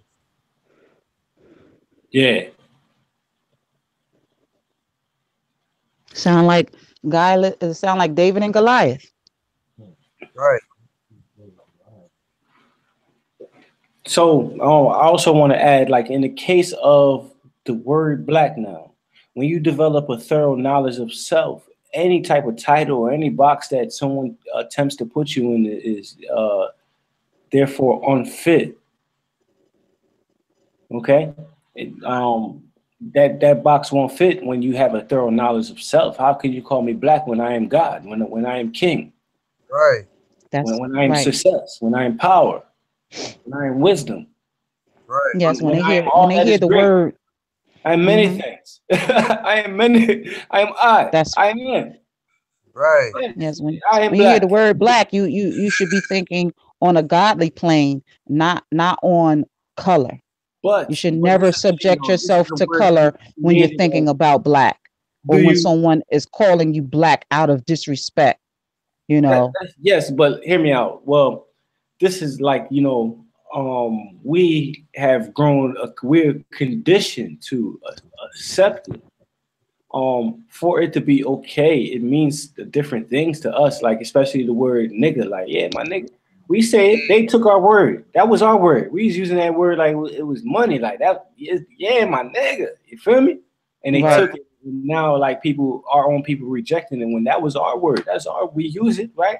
It's not. But you know what? We shouldn't reject it. And just because we use it like that, we should be rejoicing it even more. And they don't like that because they want to keep throwing extra ingredients into the stew to make us hate the way we use the word. Oh, they want us to look down of, oh, you call you and your people, you call them niggas and this, that. I really want to get this message out there, like, how they're using the media to like, being a homosexual. They're using the media to promote guns and violence. They're not using the media to uplift and inspire. You see what I'm saying? At one point in history, what they call black people, you wouldn't see those type of people on any type of media. It wasn't on TV at all. Me growing up, you didn't see commercials with black people. You didn't see too many movies with black people in it neither. I think the only situation like that was maybe Soul Train. We had a few different, like shows, but definitely didn't have any what you would call as black people on TV. And now that you see the people that look like us, it's always in an agenda, painting a picture. And you see how they did Bill Cosby. He had the shows, and those were prominent black shows. But being that they, it left such of a nice outlook. Once he decided he wanted to take it further, they wanted to corrupt any and everything about him, to defame his name, because they knew that he, really did something regardless of, or whatever they call themselves saying that he done. They just wanted to take that. Once they finally got the opportunity to take it and put it inside their hands, to just change it and make us, also look at Bill as if he did something wrong. They took it and changed it all around. Oh yeah, we let him. He done had this show and that show and this ice cream pop and the basketball team. All this extra stuff that was going on that he done. But once they got him in the palm of his hand, on the palm of their hands, when it came down to that money, they took it and they railroaded it. Yep, they ran with because they ran with it and still used it in the name of black. Sister Nasiba. Yes. Man, I'm a firm believer in unity. I really love my people. I really care about my people. My people is a part of my lineage. My people is a part of my experience while I'm here on earth. What would you say to the people watching this you know, what's a way that we can really like come together? I know that when we come together, man, it's something. It's some hidden power in that type of unification. Not coming together to destroy anything or destruct anything, but we're coming together to sustain each other's life. And to build. True liberation, to sustain our life and move forward and pave the way, a right way of us owning our own food, our own everything that we're bitter about. So therefore, would not be bitter anymore. I'm just saying, like, what can you say to the people? Like, what's your take? It's not really a question. It's more like a comment. But I just want to, talk to the people and let them know, what's going on. I would say that we should re-educate ourselves. We have to break what has been taught to an extent. Don't throw it away, because it was given to us for a reason. It was given to us to learn our enemies and learn the strategic ways to defeat them. So let's not ever forget about that history that we learned early in our early years of education. But we should also re-educate ourselves, get in touch with one another, unite, grow our own food.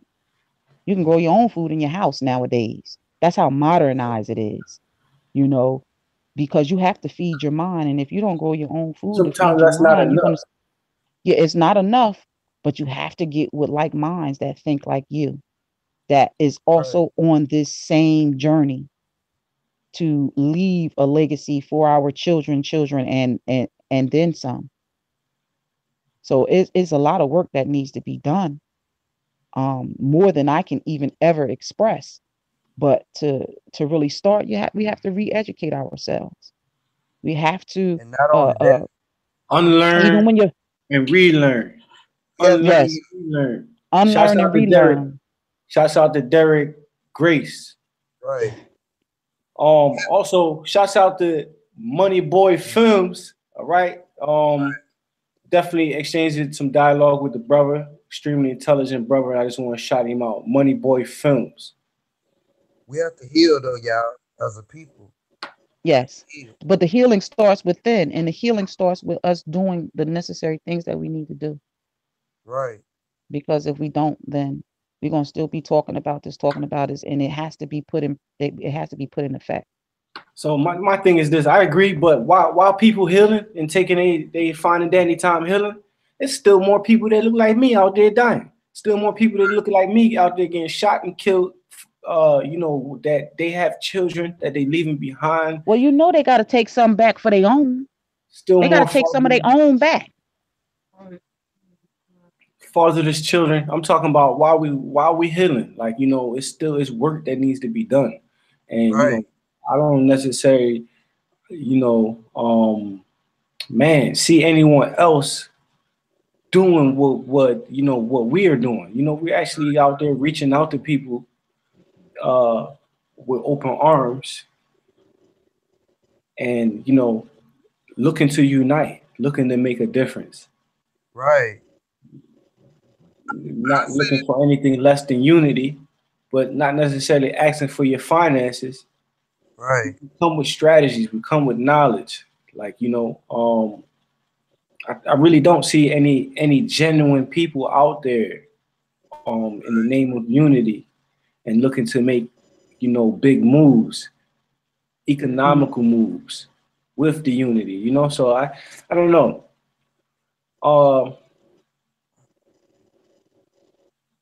That's the difference between a melanated being and a black person. A black person has accepted that they are black. That's right. And they think like a European. Sorry to say that. I'm just saying the truth. A black melanated being with a European consciousness, program, robot. That to me is a clone. I don't know. I be hearing all this technology and all this type of stuff. I don't really let it phase me, even though I know like it is real out there. But like, you know what? I try not to stress over things I have no power over. Right. That's true. What I do have power over is like my decision to unite with my brother, my decision to unite with my sister, my motivation and my drive, my integrity.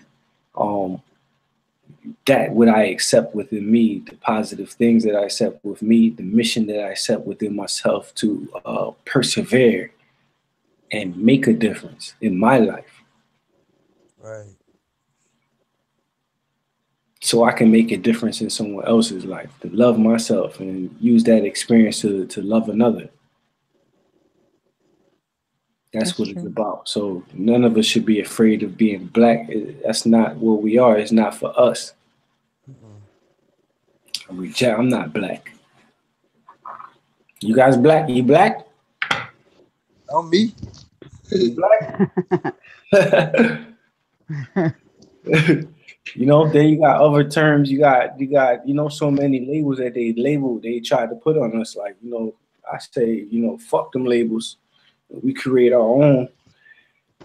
But that's a process. We shouldn't even be worried about that. Okay, as a people, what we need to be worried about is healing ourselves, loving ourselves, being genuine to ourselves with the intention to be that way to your brother and your sister.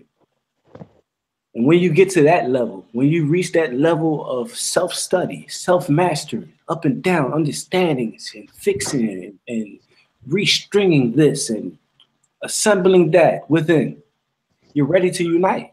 You're ready for unity. You're ready for progress. You're ready for a new life. You're ready for change. You cannot continue. You cannot do one thing expecting a different result. You can't keep doing the same thing expecting different results. Okay? That is insane. So think to yourself how long you've been pursuing a change. Okay? And think to yourself what are the things that you have been doing to acquire that change. Whatever change it is, it's all about action and the things that you do. You can never stop.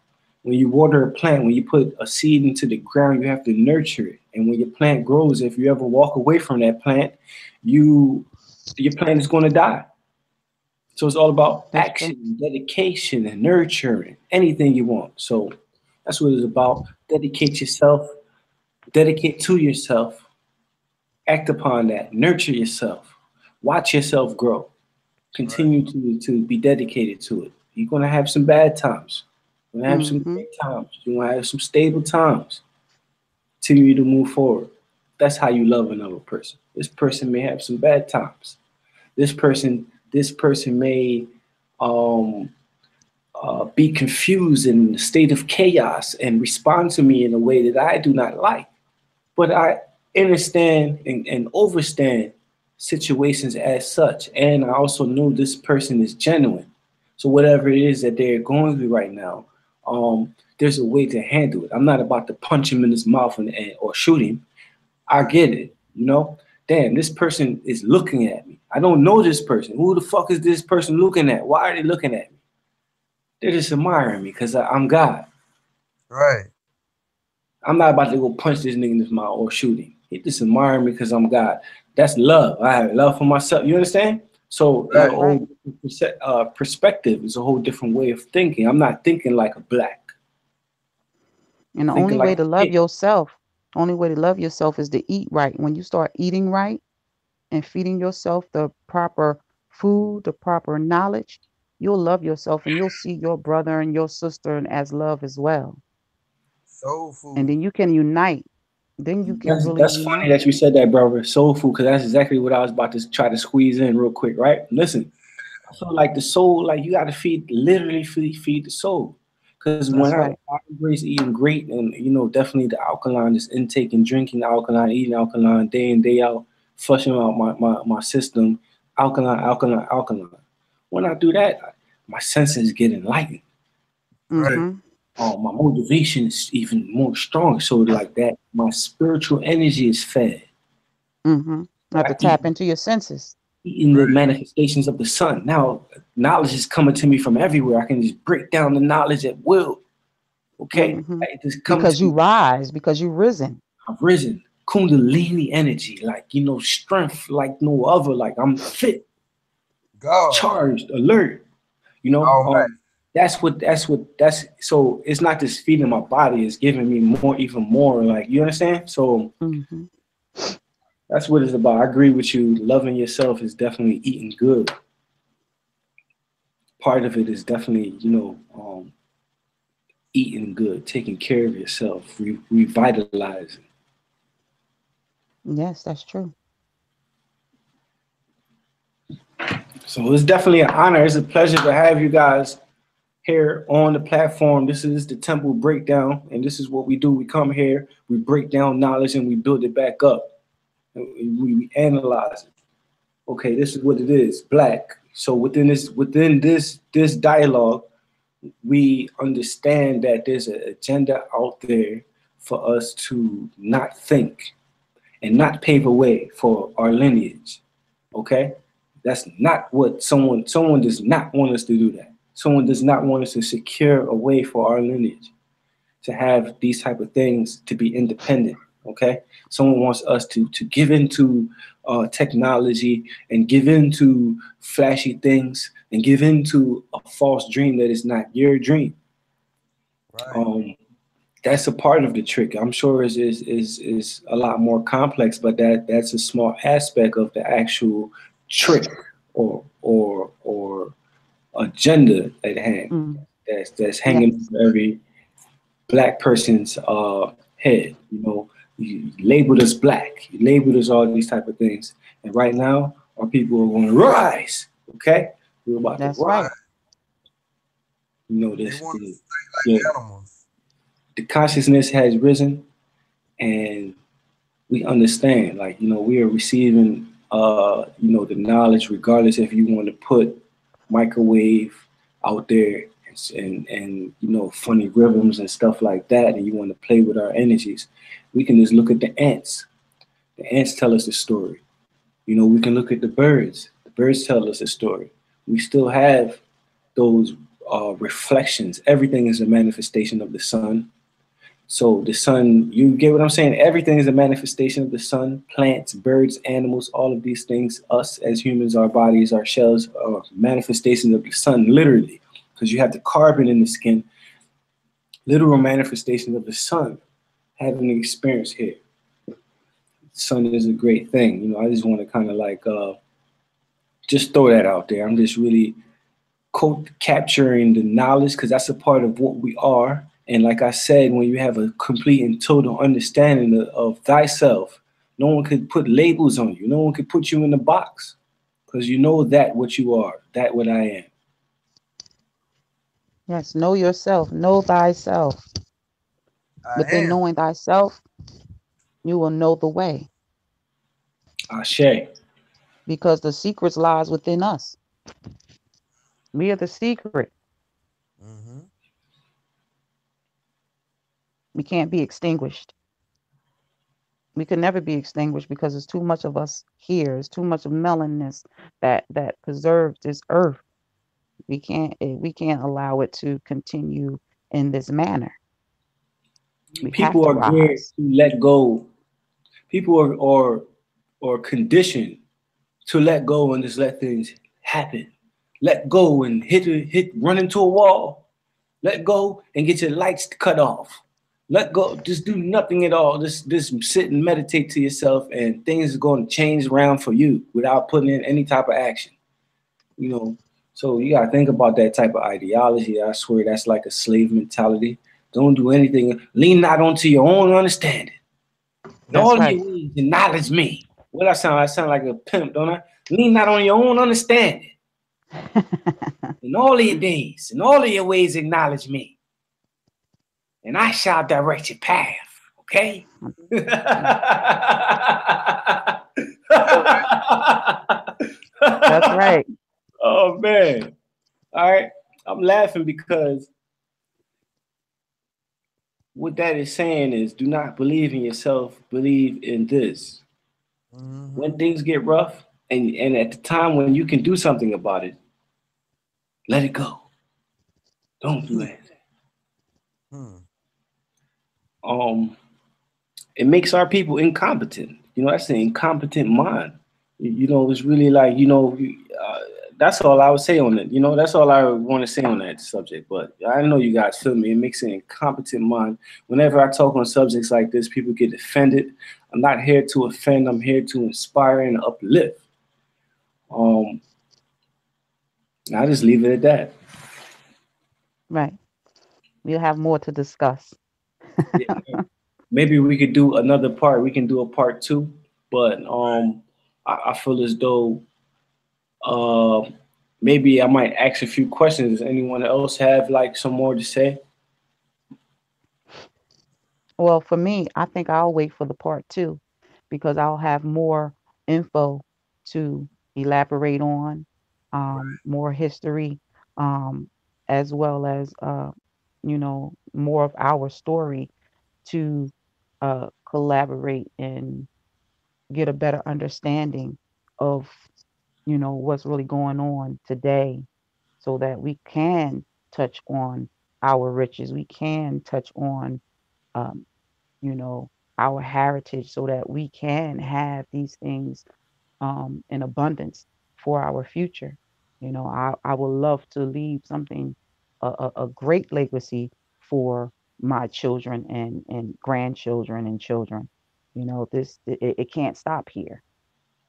I don't need for it. I need for it to um, manifest into what it's supposed to be and what it should be, not just off of my understanding, but off of our ancestors, off our deities, off off everything that we have, our will.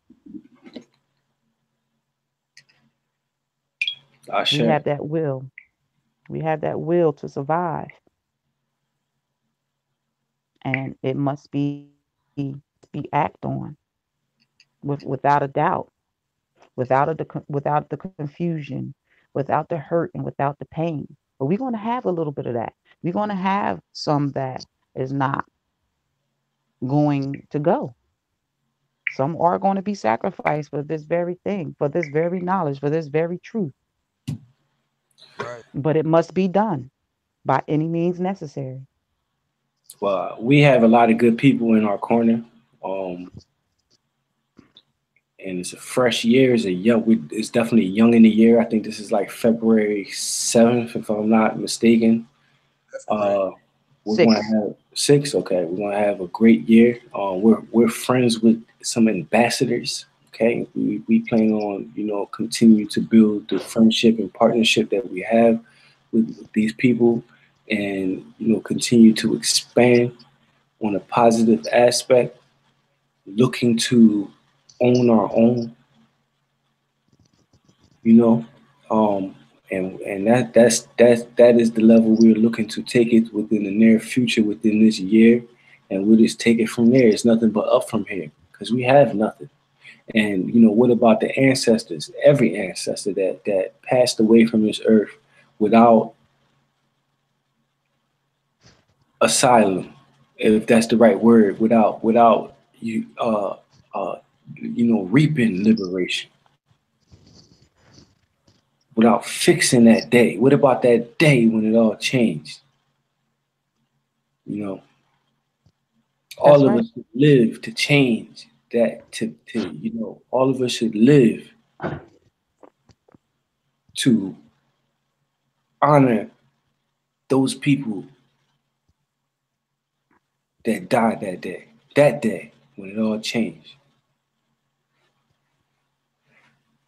Yes, it's about what we're going to do about that now. You can't sit and not do anything, you know. We can't continue to be silent. It's like we're being a silent partner and participating and still not reaping any benefits, still not reaping any heritage, and still not reaping the very things that is in our grasp. And that's not good. And we need everything that we do to be righteous. Mm-hmm. That's the divine way. You know. So that's what it is, you know. Thank you guys for coming to the show. I really appreciate you, Queen. Looking forward to building with you again in the future. Hopefully you can be here with us again at the Temple Breakdown on another one of our bills. Brother Jamal, great poem, very powerful message in your poem.